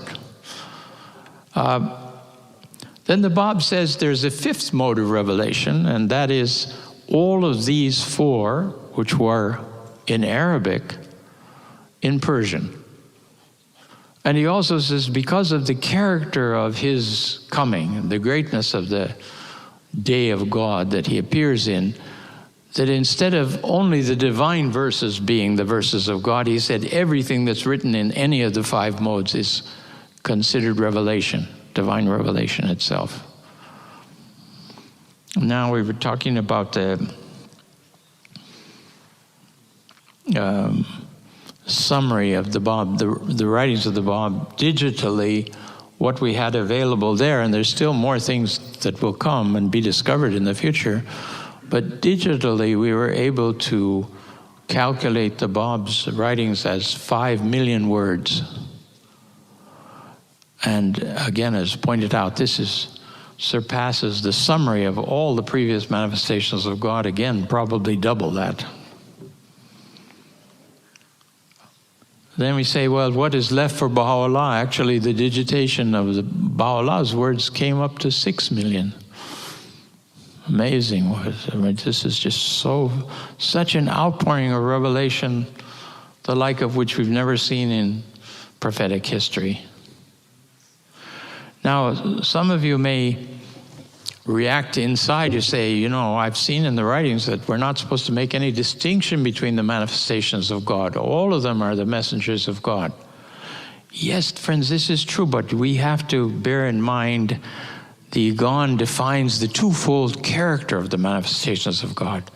On one hand, their inner reality is one light. It's the emanation of the light of God. It's the brilliance that makes them aware of everything below them, the whole of creation.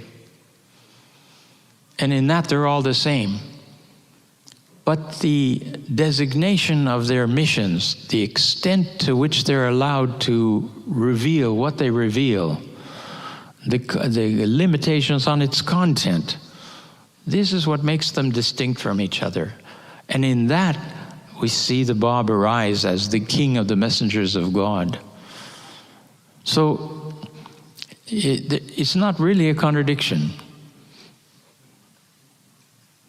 And interesting to think about what Baha'u'llah says about the manifestations of God in the Igon. There's two passages particularly that I think we should bear in mind, because we see ourselves as independent and separate in creation. We somehow are independent units, but we're all sustained inwardly by the manifestation of God. All things, Baha'u'llah writes, all things derive their being from the manifestation of God. All things live, move, and have their being in the manifestation of God. And in Paris Talks, Abdu'l-Baha confirms that the power of thought comes from the Holy Spirit. If it were not for the emanation of God, we would not be sustained in our possibility of thinking and discursive thought or anything. In a letter, in this regard, in a letter about dreams, Shoghi Effendi confirms that anybody that knows history realizes that we can be guided in dreams. But he warns, he said, one has to be very cautious about the inspiration that we receive in dreams because of the dual character of human nature. Our lower aspect takes the guidance that God is sending us, that the manifestations shining into our being in the form of dreams, and it distorts and warps them if we have prejudices and dislikes and hatreds of other people and all the things that human nature is subject to. So he says, by the time you finish interpreting through your strange character, you change the guidance that's coming in the dream. So Shoghi Effendi says that's why it is necessary to compare the contents of your dreams with the revealed verses. If it corresponds with the teachings of the faith, okay, maybe you can trust it more. And he says, indeed, that these inspiration, the light of the guidance of God, through the soul being purified and sanctified from these limitations that we're, of course, constantly praying that God assist us to be cleansed and to become pure mirrors. He said that light of God operates not just in dreams, but it operates in wakeful hours as well. That there are souls who are feeling this divine confirmation and sharing it with others, and that's the goal that we're all aiming at. Live, move, and have our being in the manifestation of God. Another example that the Master gives, he says that in the human body, this soul reigns supreme. Now, our soul has an unconscious part, an autonomic part, and that's the part filled with all the intelligence of the divinity to run all the systems of our body and to maintain its health, besides providing us with consciousness and awareness. This thing knows, so it communicates to you. You feel anywhere in your body, you feel sensation. You know the state of your body. If something's out of whack, you feel it immediately. I don't feel good, or my head is, or I'm dizzy, or whatever it is. He said that the manifestation of God, that the human soul, the human realities, are like the cells in another body, a large body, of which he's the soul. He's the most great commander.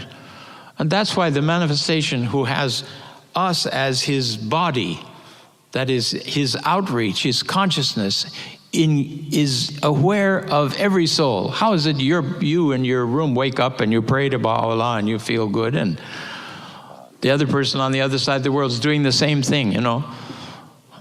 We didn't have to line up to wait for a turn.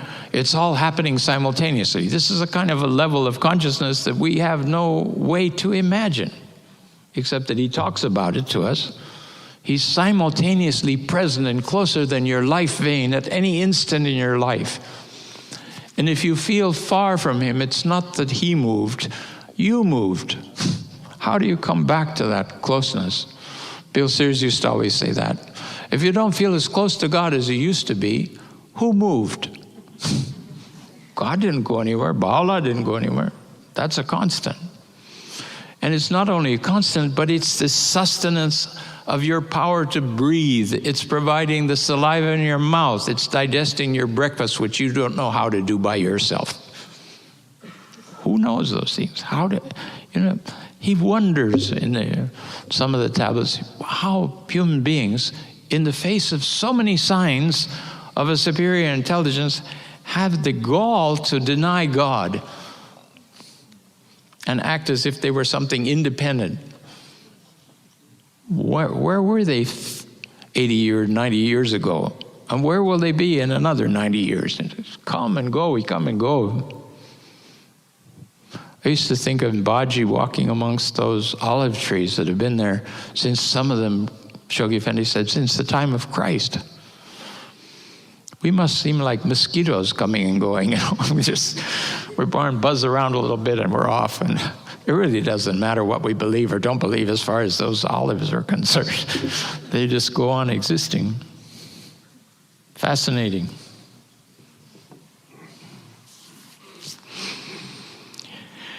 As far as the best known works of the Bab, we have a list of them in the Baha'i World volumes that Shoghi Effendi created, where he's made a summary of the best known works of Baha'u'llah, the best known works of the Bab, and there's a list of the best known works of Abdu'l-Baha that's been added there and appears in these large Baha'i World volumes most of you are familiar with, I think.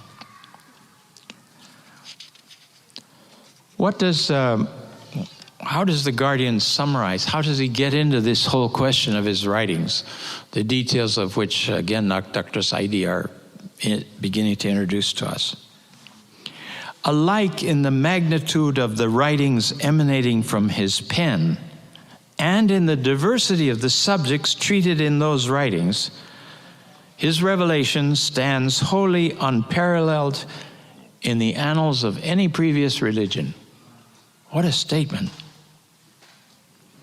He himself affirms, while confined in Maku, that up to that time, his writings, embracing highly diversified subjects, had amounted to more than 500,000 verses.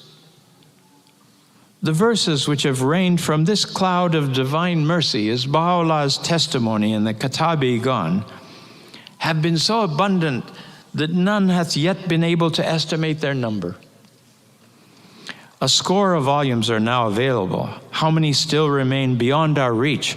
How many have been plundered and have fallen into the hands of the enemy, the fate of which none knoweth?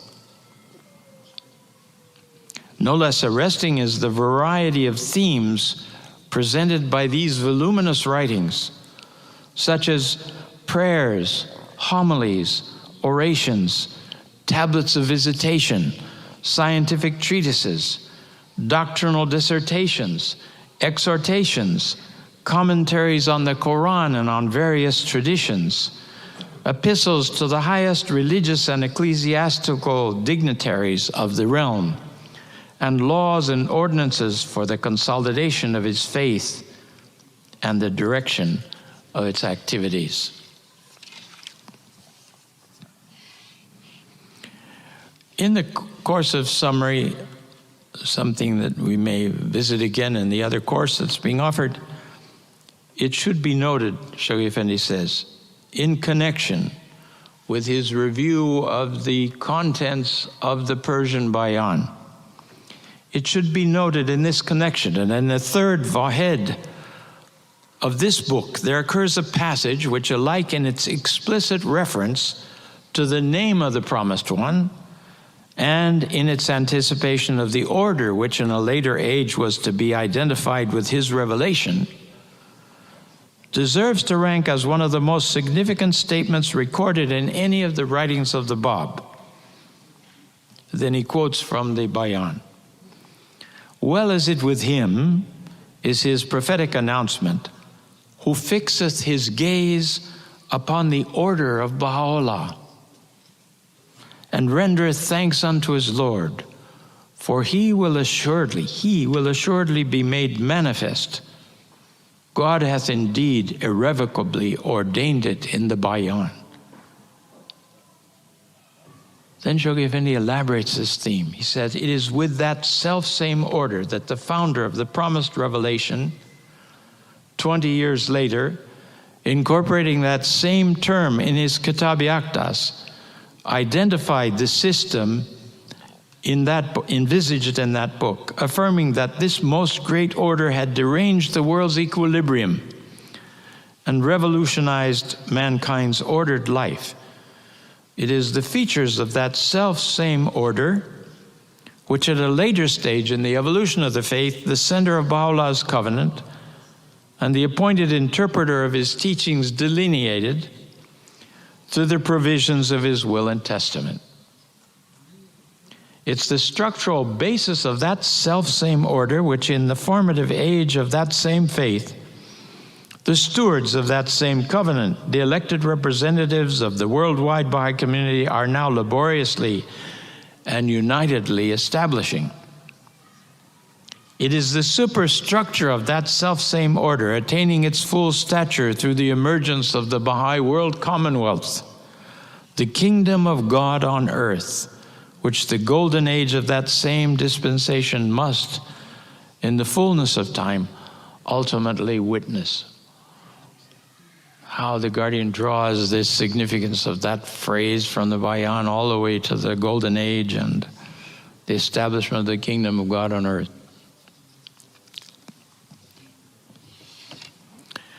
Friends, that brings us to the close of this session. We'll continue with this tomorrow. Thank you.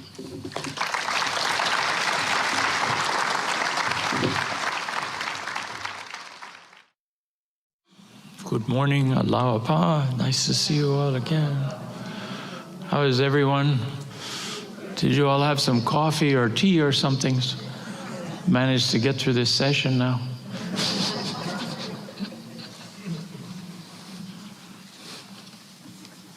Thank you. Continuing with our survey of various aspects of the life of the Bab, the services of the Bab.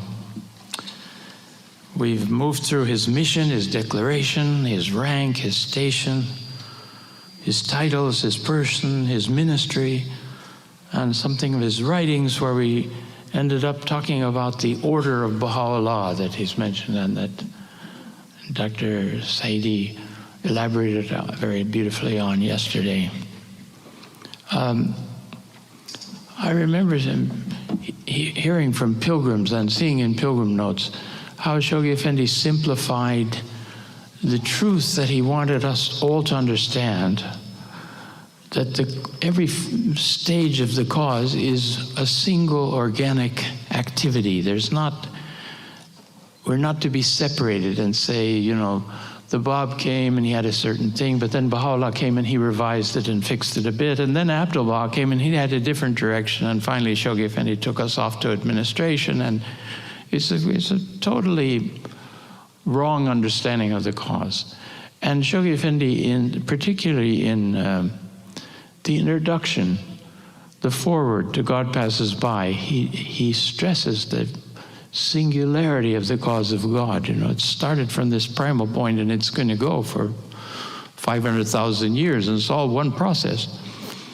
And sometimes along the way we think we've gotten lost, or there's a challenge of new understandings that gradually then, as we proceed, we see Baha'u'llah is in charge of the cause. And he would summarize these stages, which are, of course, described in detail in God Passes By. He said, for example, that the cause of God is a seed that God has planted in the world, and it's been nurtured by the blood of 20,000 martyrs. And now this young plant is growing, putting out its branches, its leaves. And that, he said, corresponds to the heroic age of the faith and to the beginnings of the formative age. When this allegorical tree bears flower, when it flowers, when it blossoms, he said, that's the world order of Baha'u'llah. And when those blossoms become fruit, that's the Baha'i civilization of the future. That was one example he gives, simplifies it. It's in his writings too, but more elaborately. Then the second example he gave is that the cause is like a child that's been planted in the womb of the world and nurtured again with the blood of the martyrs. And it's very significant, this question of how sacrifice, there's different stages of sacrifice in the cause where things are moved forward because of that level of giving of the people's lives, of their readiness to sacrifice themselves. So he says, then this allegorical child is growing in the womb of the world.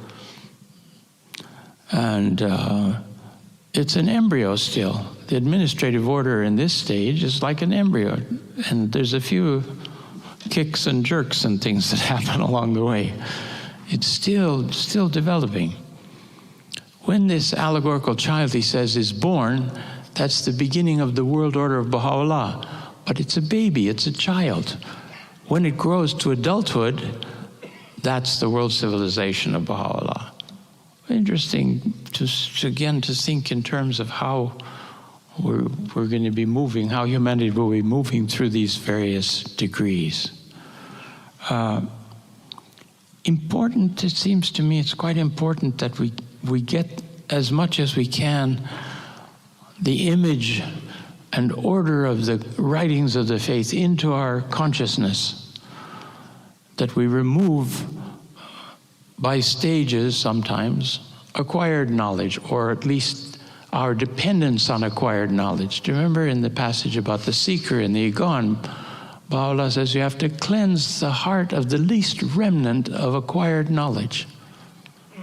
Now, acquired knowledge is mostly what we're doing from childhood on until we perhaps have the spiritual awakening in the cause and realize that the Word of God has its own structure, and it needs to mentally structure us. We need to absorb the writings. The hidden words are very important. Abdullah says, every day read the hidden words, so that the order, this divine order, begins to establish itself in us.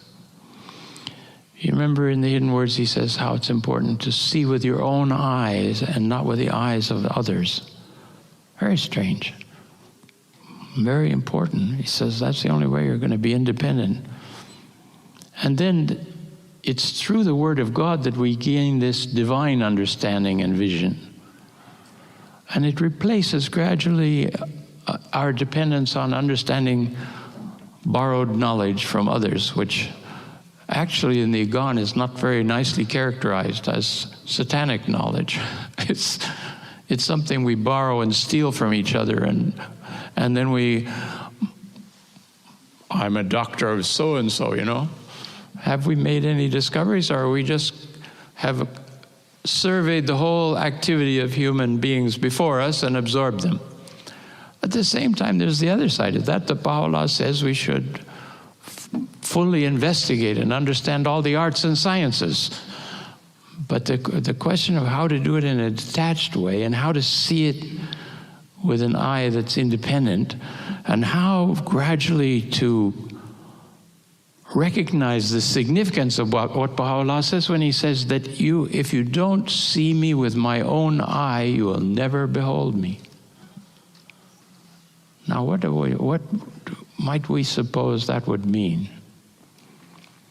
Again, in my own mind, this comes back to absorbing the writings and vision of Baha'u'llah, understanding how he sees the world, how this new order that we've been hearing about is appearing, and the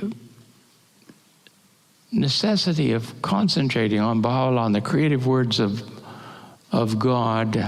I've seen several letters from Shoghi Effendi where he's written to new believers that have written him, and he says he hopes that you will find ample leisure time to study the writings of Baha'u'llah.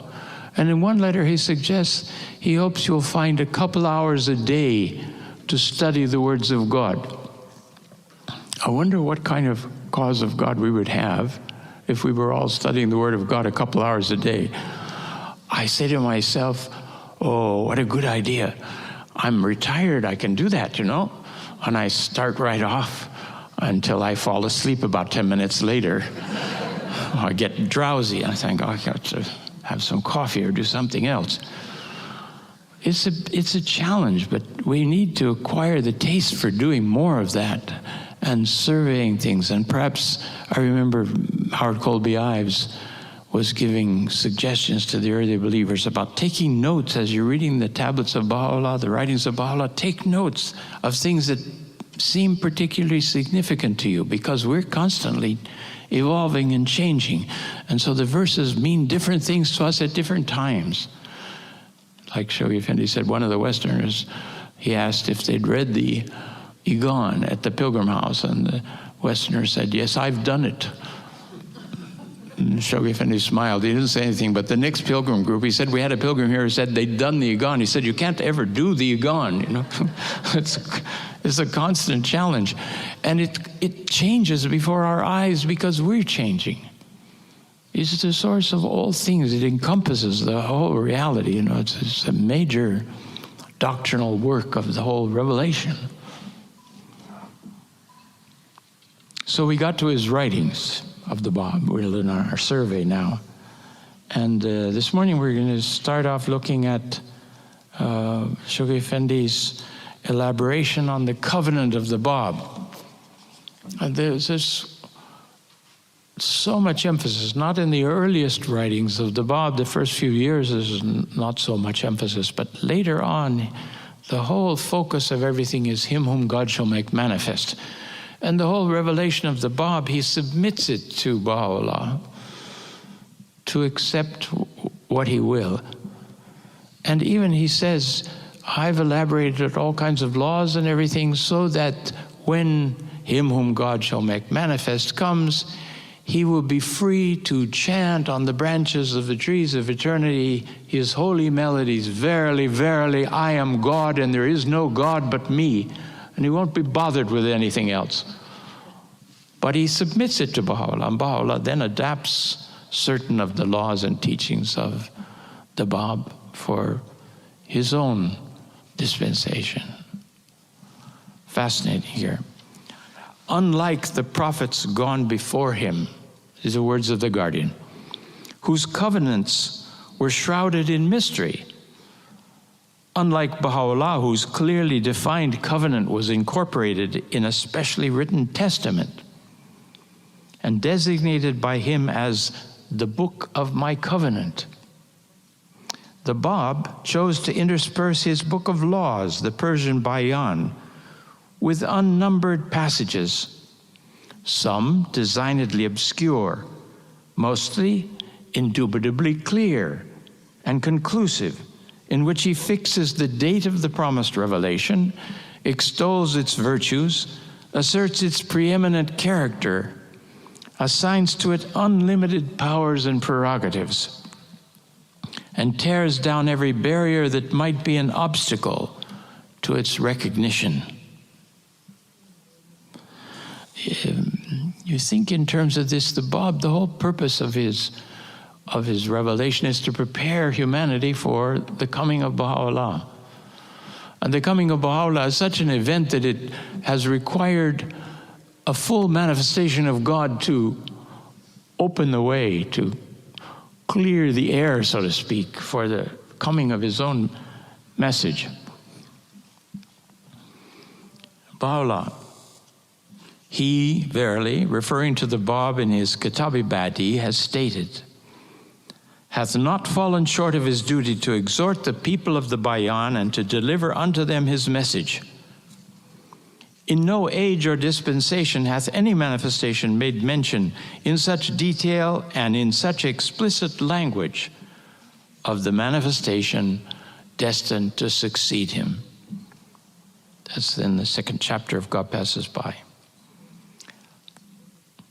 Later, the Guardian comments, the covenant which, despite the determined assaults launched against it, succeeded, unlike all previous dispensations, in preserving the integrity of the faith of its author and in paving the way for the advent of the one who was to be its center and object, had been firmly and irrevocably established. So that gives us a bit of the image of the impact of this covenant of the Bab with respect to our understanding of Baha'u'llah. The next aspect that I wanted to explore a little through the writings of the Guardian is the relationship between the Bab and Baha'u'llah. There have been rumors in the Baha'i community that they met, particularly while the Bab was on his way to Maku. But Abdul-Baha refutes and establishes that they never met physically. Of course, spiritually, they were communing with each other all the time, and there was constant correspondence back and forth, some of which, not all of which has been examined yet. Very interesting, this point of view. Shoghi Effendi takes up this theme of the co-identity, if you will, of the Bab and Baha'u'llah in the dispensation when he is laying out the station of Abdul-Baha, which the friends in the West had generally misunderstood. There were pilgrims that came in 1932, 33, and they asked the Guardian, they spoke to the Guardian about the station of Abdul-Baha as the coming of Christ, as the return of Jesus. And he said, this is not what Abdul-Baha has taught, and this understanding is a misunderstanding in the West. Friends have to move beyond that. And they said, oh, Shoghi Effendi, if we say that you spoke to us like this, they'll say that we lack spiritual capacity, and therefore the Guardian veiled the station of Abdu'l-Baha from us, because we've seen Abdu'l-Baha and we know he's a manifestation of God. Okay. He says, this is blasphemous. You can't say this. This directly contradicts the words of Abdu'l-Baha. Abdu'l-Baha is the supreme exemplar. Now, the other morning we read from the will where he defines the position of the Bab and the position of Baha'u'llah, and then he said, all others are servants. Okay, Abdu'l-Baha is the supreme servant of the faith. And I think, in a sense, you apply this verse from Islam that Baha'u'llah quotes in the Epistle to the Son of the Wolf, where he says, the essence of servitude, the matter of servitude, the essence of servitude is divinity. If you serve properly, you become selfless and you become the image of the divine powers, at least to the extent of your capacities. So we're called to that role, and Abdu'l-Baha becomes our exemplar. Very interesting, we look around, maybe some of us would say, well, I'm doing a lot more for the faith than anybody else. I travel, I give more talks, I tutor more Ruhi books, I do this, I do that. We kind of look at each other and say, oh, not too bad, my community and so on.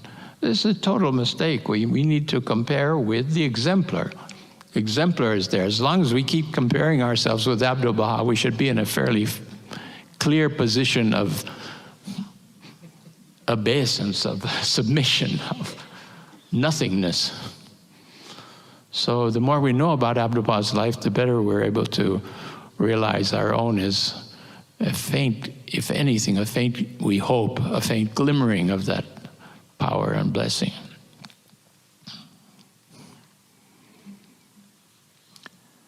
In this argument, in this discussion that Shoghi Effendi's introduced in the dispensation, he says it would be more correct, this is after saying that Baha'u'llah and Abdu'l-Baha had a spiritual identity together, it would be more correct and in consonance with the established principles of Baha'u'llah and the Bab if instead of maintaining this fictitious identity with reference to Abdu'l-Baha, we regard the forerunner and the founder of our faith as identical in reality, a truth which the text of the Surah Haykal unmistakably affirms. He quotes, "Had the primal point, the Bab, been someone else beside me, as ye claim, is Baha'u'llah's explicit statement, and had attained my presence, verily he would have never allowed himself to be separated from me, but rather we would have had mutual delights with each other in my days. He who now voiceth the word of God," Baha'u'llah again affirms, "is none other except the primal point, who hath once again been made manifest. He is," he thus refers to himself in a tablet addressed to one of the letters of the living, "the same as the one who appeared in the year 60. This verily is one of his mighty signs." Now we're talking about the station of the unity of the manifestation of God, it seems to me, where the Bab and Baha'u'llah are identical. Who, again Baha'u'llah pleads in the Surah Dam, will arise to secure the triumph of the primal beauty, revealed in the countenance of his succeeding manifestation. This amazing statements of Baha'u'llah with relation to this. And finally, referring to the revelation proclaimed by the Bab, Baha'u'llah conversely characterizes it as my own previous manifestation. Those of you who perhaps read the commentary of Abdu'l-Baha, Tafsir Kuntum Kansam Makfiyan, he speaks there about the 4 stations of love that we're quite familiar with, and he adds another, a 5th one, and he elaborates it quite beautifully. And before too long, you will have an official translation of this tablet in Bioliterature in English. And he says the fifth love is the love that exists between the manifestations of God. Who can imagine what a... So bear that in mind. After the four, there is this fifth one that's coming along in elaboration that you'll be able to understand.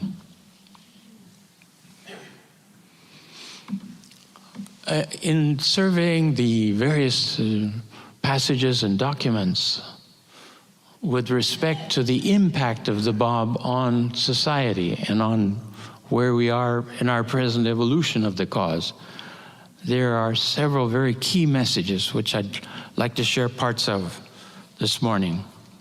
One is in the retrospect and prospect that takes the last chapter of God Passes By of The Guardian. The Guardian, in, I think it's what looks like one sentence here, sometimes he does a whole page of one sentence. He's taking us from a handful of students of the shaky school all the way to the coming world order of Baha'u'llah, or describing how that has evolved. Now, obviously, he's taking account of this in 1944. So the numbers are not what they are today. They've multiplied immensely. And you're familiar, you can find statistics about the cause in general, number of languages in which the faith exists, the value of properties worldwide of the cause, the number of countries where the faith is penetrated. All this is multiplied terrifically since this survey. But the survey does present to us this motion, the movement from this handful of students until we have the dawning of a world faith, a world religion on humanity. A handful of students belonging to the Shaykhi school sprung from the Isna Ashariya sect of Shia Islam. Isna Ashariya means the 12ers, those followers of Shia who follow 12 imams. There's other Shia sects that follow fewer imams. They got stuck along the way and didn't move forward. But we are the inheritors, if you will, of the Isna Ashari, of the 12er sect of Shia Islam. A handful of students had, in consequence of the operation of this process, he's just been describing the divine process of the coming of the cause of God, had been expanded and transformed into a world community. Now he goes characterizing, what is this world community? Closely knit, clear of vision, alive, consecrated by the sacrifice of no less than 20,000 martyrs. A word which the Guardian has given us, which we haven't seen very much in the past. He said the cause is supranational. Not international, but supranational. Non-sectarian, it's non-political, claiming the status and assuming the functions of a world religion spread over 5 continents and the islands of the sea, with ramifications extending over 60 sovereign states and 17 dependencies. This is the calculation in 44. Equipped with a literature and translated and broadcast in 40 languages, so it's over 820 now. Exercising control over endowments representing several $1 million, recognized by a number of governments in both East and West already at that time through the incorporations, national and local Baha'i incorporations.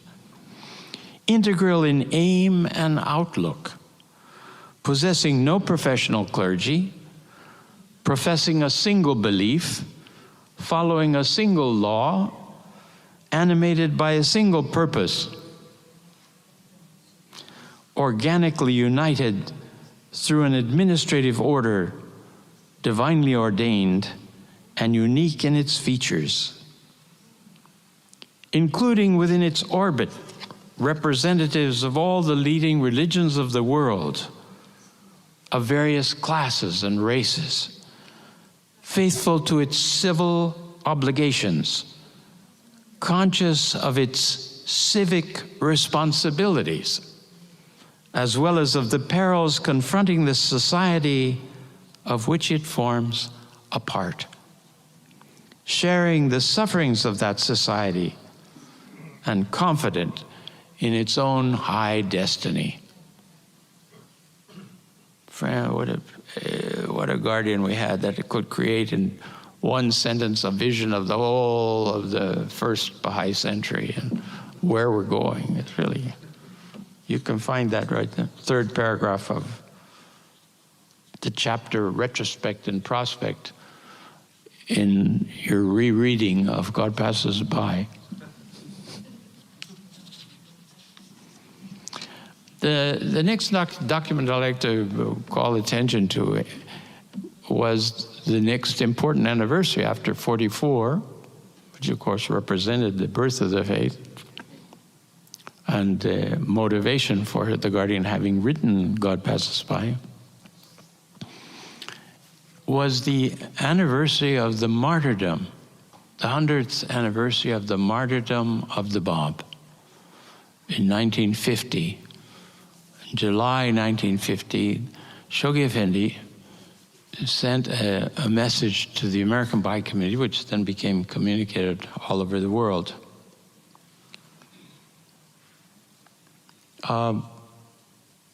In this, he focused on different aspects of the Bab, the energies that he'd released.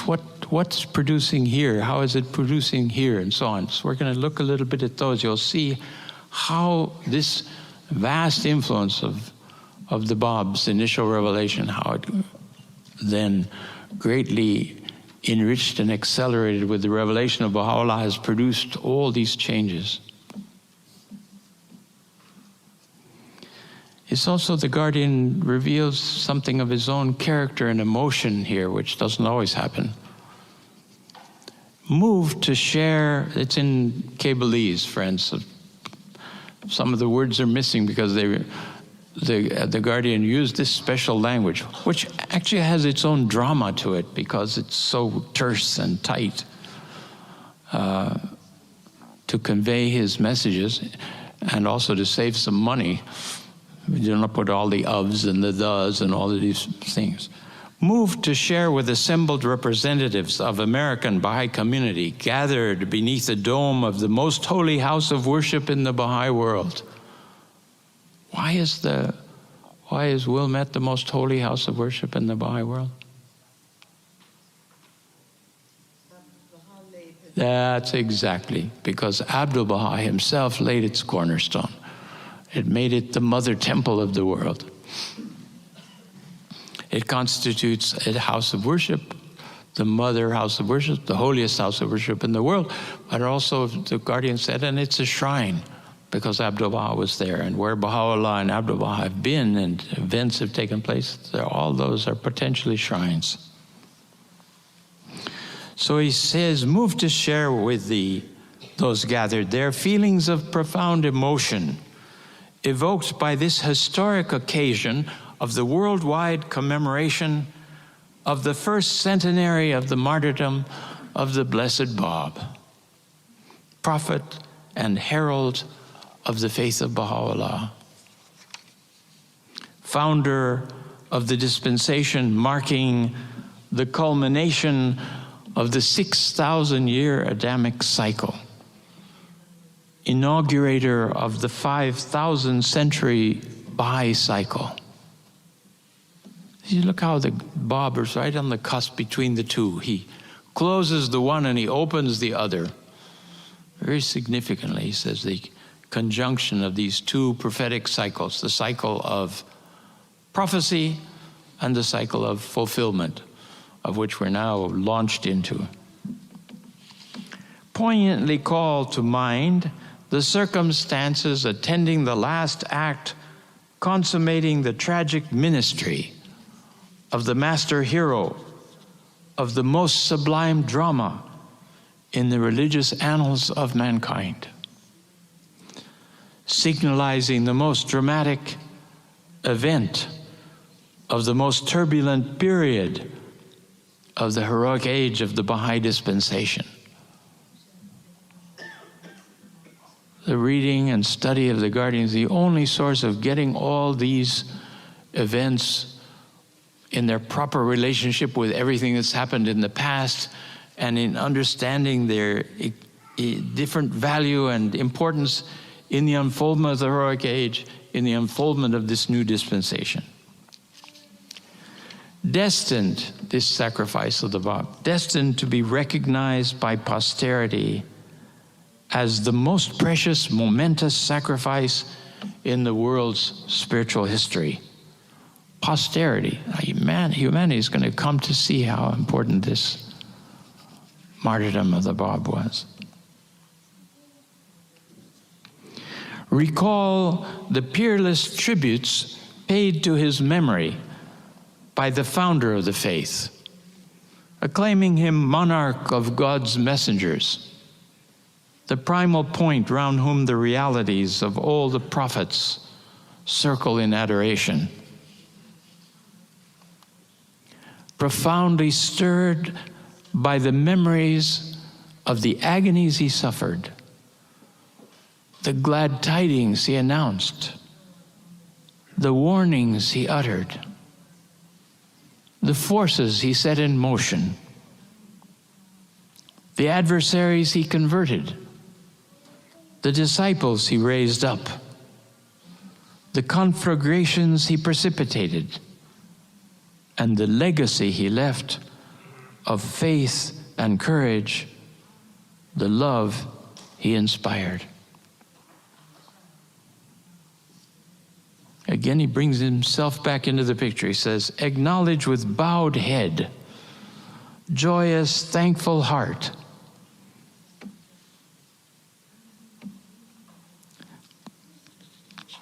the successive, marvelous evidence of his triumphant power in the course of the 100 years elapsed since the last crowning act of his meteoric ministry.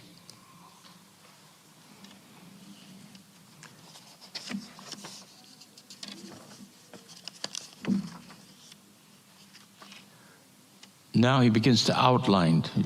He's talked about these evidences of his marvelous power. He begins to enumerate them.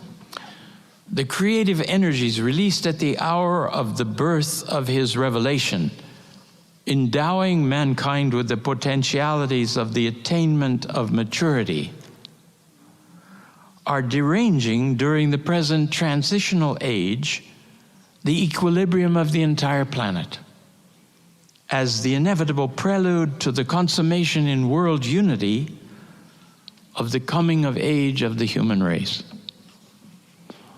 Friends, I saw some diary notes of Keith Ransom Kaler, a great heroine of the faith who the Guardian sent to defend the cause to Iran, where she was spent some months before she fell ill and passed away in Isfahan.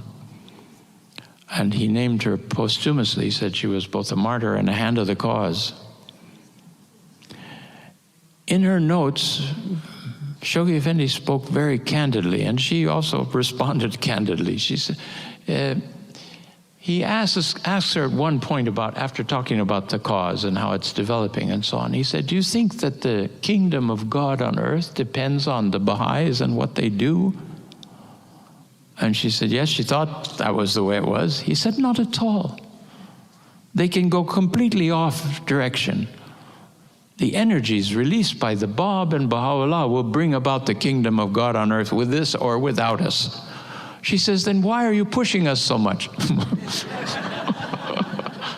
He says, that's for you.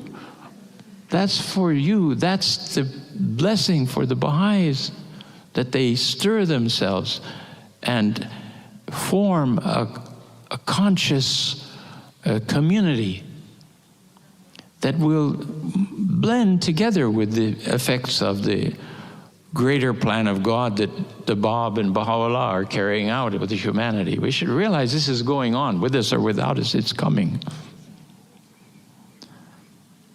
Then he said that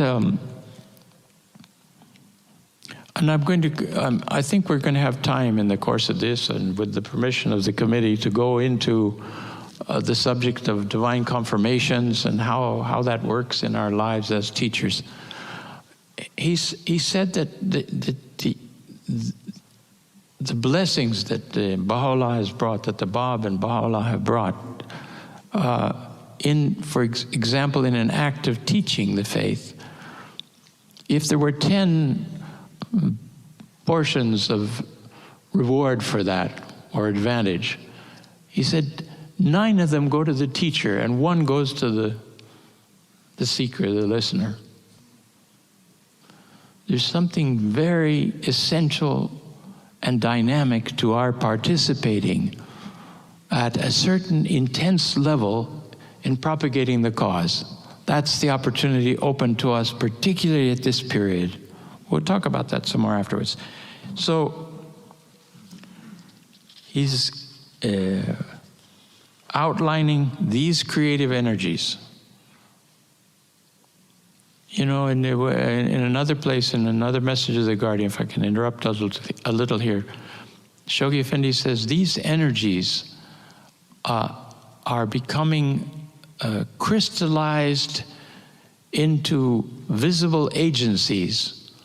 They're invisible spiritual energies released by the Bab and then reinforced by Baha'u'llah, are crystallizing during this formative period of the faith into the agencies for the distribution of his light to all humanity. And they convert into a number of processes. And then in one of the messages to Latin America, and by the way, have you seen there's a book of the messages of the Shoghi Effendi to Latin America, which is really the last major collection of messages of the Guardian that hadn't been previously published, called A Fire with the Vision, the messages of God, the messages of the Guardian to Latin America, particularly for the whole period right to the end of his passing, but particularly during the first 7-year plan. And there he talks about this processes of the administrative order, which are the result of these energies released by the Bab and Baha'u'llah. And he names about 30 of them there. And they're the things you would imagine, like the propagation of the faith, the consolidation of the new believers, the multiplication of enrollments, the establishment of Baha'i groups, the establishment of Baha'i local assemblies, the incorporation of local assemblies, the acquisition of local endowments, the translations and publication and dissemination of literature in Spanish and whatever language, part of those processes, and so on and so on, establishment of local Baha'i funds, and you can make this list and you realize all this is the direct effect of these energies released by the Bab and Baha'u'llah. Quite fascinating.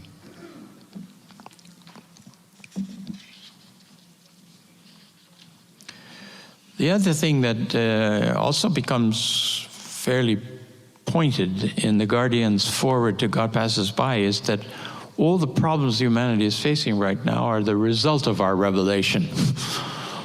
Not so much the result of the revelation as the result of the people ignoring the revelation, of rejecting the revelation. It immediately starts disintegrating everything that doesn't accept it.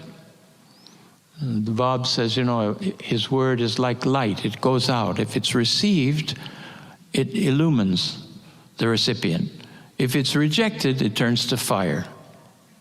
That's what we're seeing here in humanity now, this breaking down of all the old fixed ways that resisted the influence of the revelation.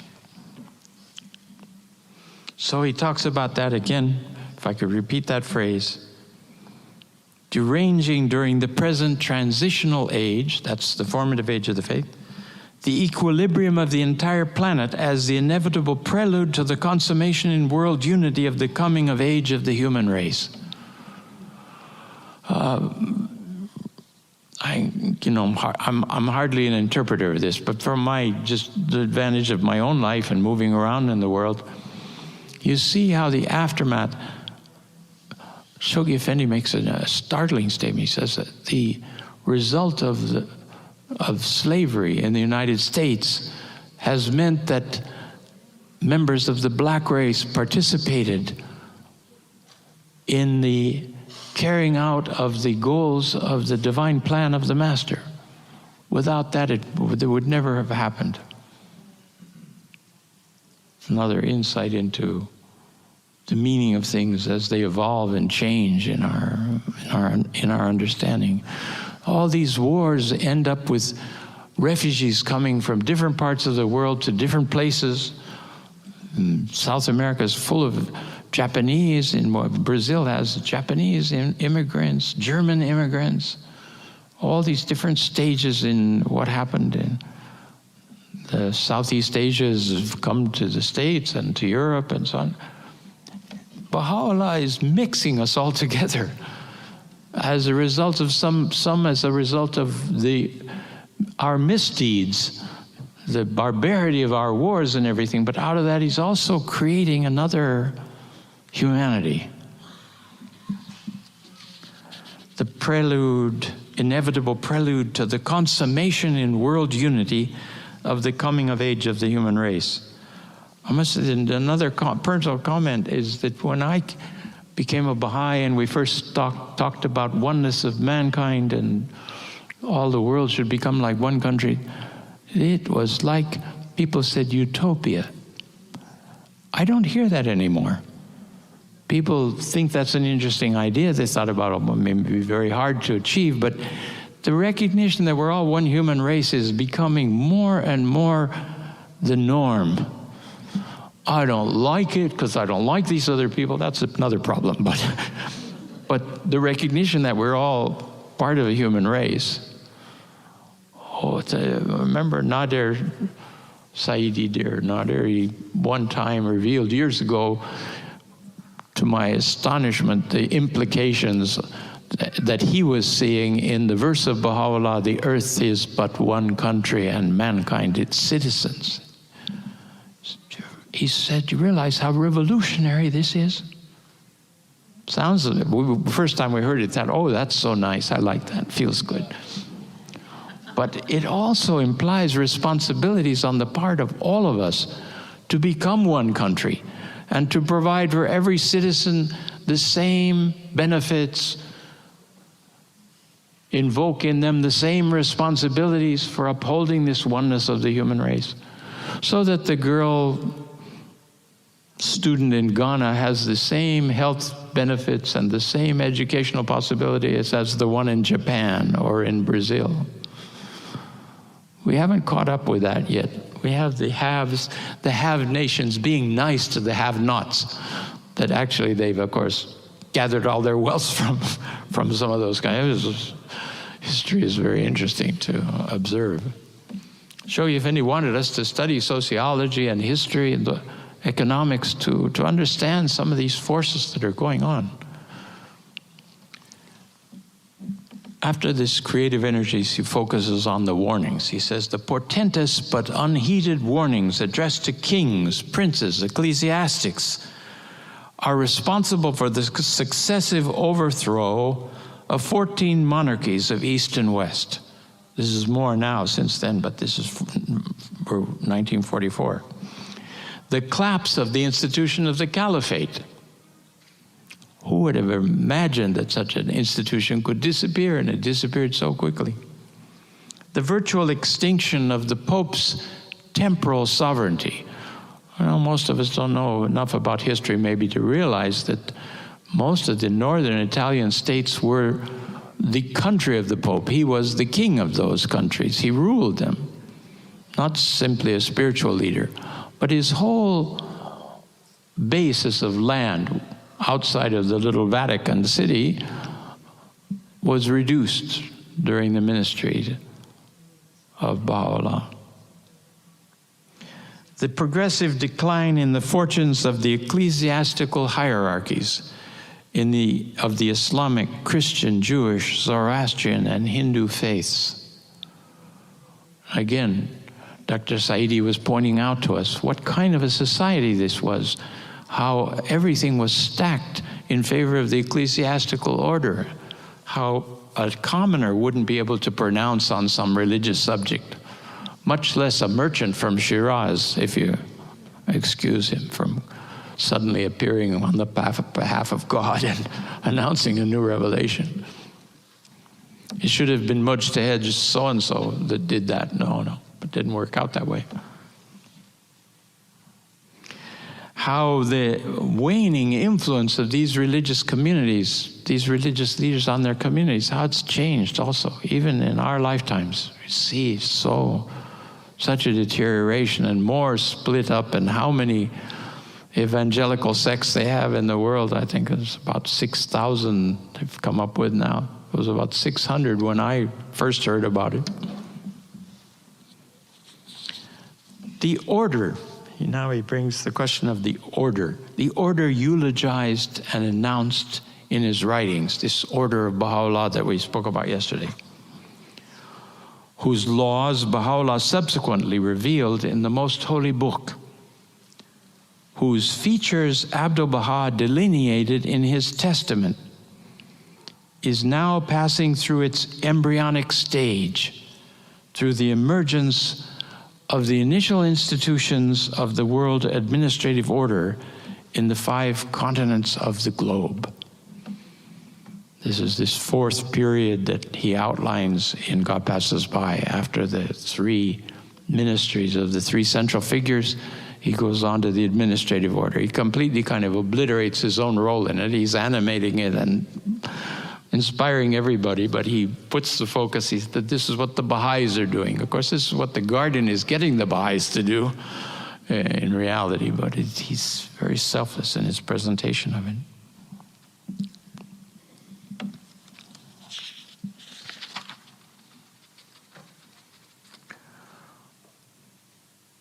You remember the passages, significant passages in Shoghi Effendi's writings, particularly in the dispensation, where he implies that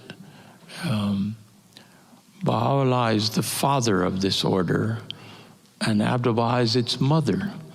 That through the interaction of the forces of Baha'u'llah in the mind of Abdu'l-Baha, it produces the birth of this institutions, delineates their features, as does take place in the womb of the mother of the children that are generated by their father.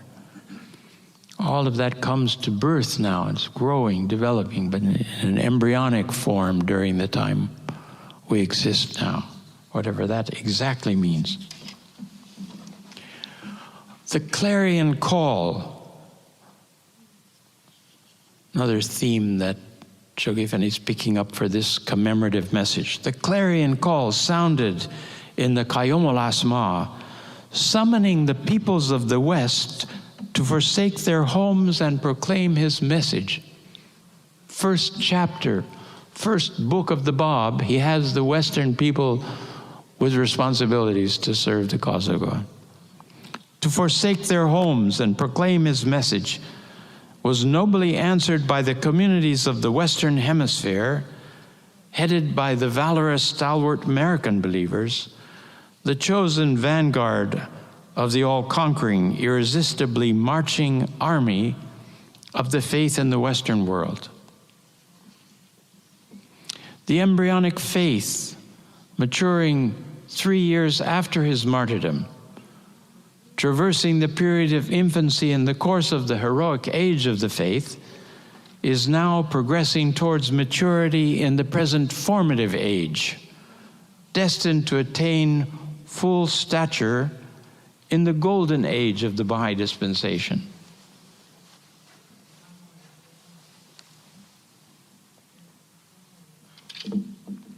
Lastly, the holy seed of infinite preciousness, holding within itself incalculable potentialities, representing the culmination of the centuries-old process of the evolution of humanity through the energies released by the series of progressive revelations,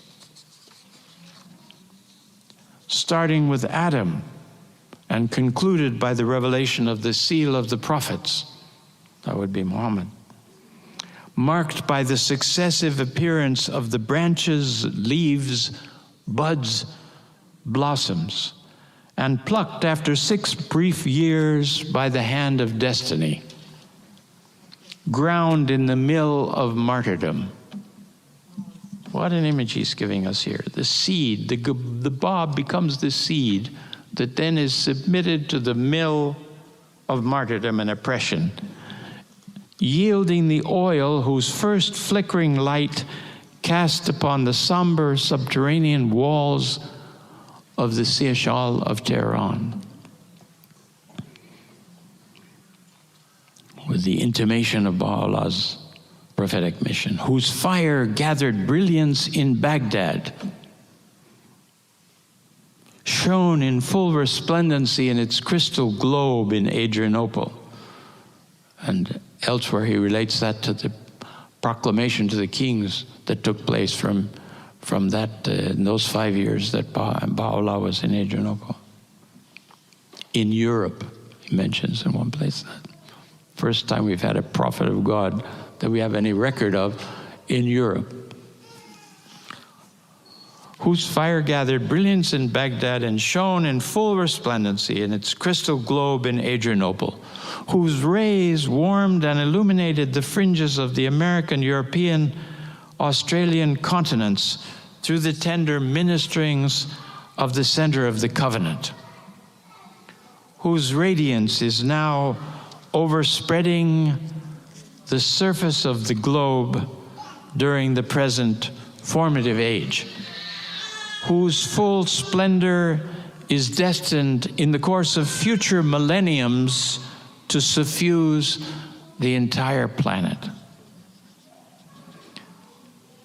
A little interruption. Shoghi Effendi has used various terms to describe these stages. He talks about the effusion of the light of God, the energies, effusion during the heroic age of the faith. Then he characterizes the diffusion of that light during this present formative period. Through the divine plan of Abdu'l-Baha, Baha'is carried the light across the whole surface of the globe. But he describes a third stage to come, which was mentioned here briefly, suffusion, where the light has to suffuse and penetrate the life of society everywhere. And this now, you see, has been translated by the House of Justice into focus on local communities, into establishing the basis in clusters throughout the planet where the cause of God can grow steadily and influence society and influence social action in these communities. This is destined to continue, he said here, for a long period in the coming millenniums. Again, returning to that thought yesterday, that the Baha'i era, yes, will be no less than 1,000 years, but it might be thousands more than that.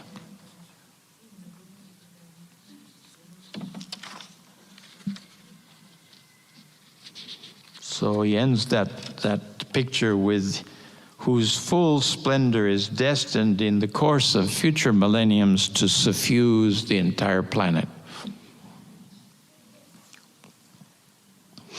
Already, the crushing of this God-imbued kernel upon the anvil of adversity has ignited the first sparks of the holy fire latent within it, through the emergence of the firmly knit, world-encompassing community, constituting no less than 2,500 centers established throughout 100 countries, representing over 30 races, extending as far north as the Arctic Circle and as far south as the Straits of the Magallanes, equipped with literature translated into 60 languages, possessing endowments nearing $10 million. This is now the 1950 count. We're still, way ahead of that now. Enriched through the erection of 2 houses of worship in the heart of the Asiatic and North American continents, and the stately mausoleum for the Bab raised in its world center. consolidated through the incorporation of over 100 of its national and local assemblies, and reinforced through the proclamation of its independence in the East, its recognition in the West, eulogized by royalty, that would be Queen Marie, buttressed by 9 pillars, that was the number of national spiritual assemblies in 1950. That was increased to 12 with the launching of the World Crusade, and then consummated at the end of that with 56 for the election of the First Universal House of Justice. Sustaining the future structure of its supreme, these pillars sustaining the future structure of its Supreme Administrative Council, being the House of Justice, energized through the simultaneous prosecution of specific plans conducted under the aegis of its national councils, designed to enlarge the limits and extend the ramifications and consolidate the foundations of its divinely appointed administrative order over the surface of the entire planet.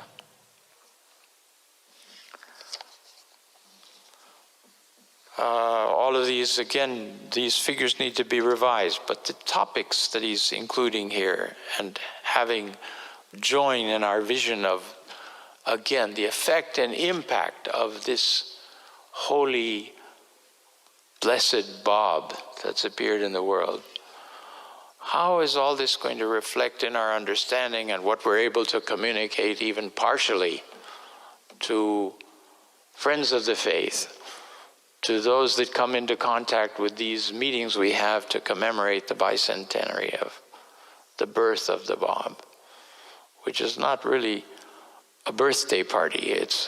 We have to see it in its consequences up to the time of this 200th anniversary, which we're commemorating. How to see the whole thing as a whole is a challenge for us, and these various things contribute to it. At the end of this message of the Guardian, and I'll conclude with this, I've paraphrased his appeal to the friends at that time, just eliminating a few of the specifics. You can go back and read the whole message. But I think the message in itself becomes an appeal to us on this occasion, at this early stages of our preparation now for the bicentenary of the birth of the Bob. I appeal on this solemn occasion, at this anxious hour in the fortunes of this travailing age, to the entire body of the believers to rededicate themselves and resolve, no matter how great the perils confronting their sister communities, however somber the situation facing both the cradle of the faith and its world center, however grievous the vicissitudes they themselves may eventually suffer, to hold aloft unflinchingly the torch of the faith impregnated with the blood of innumerable martyrs, and transmit it unimpaired so that it may add luster to future generations destined to labor after them.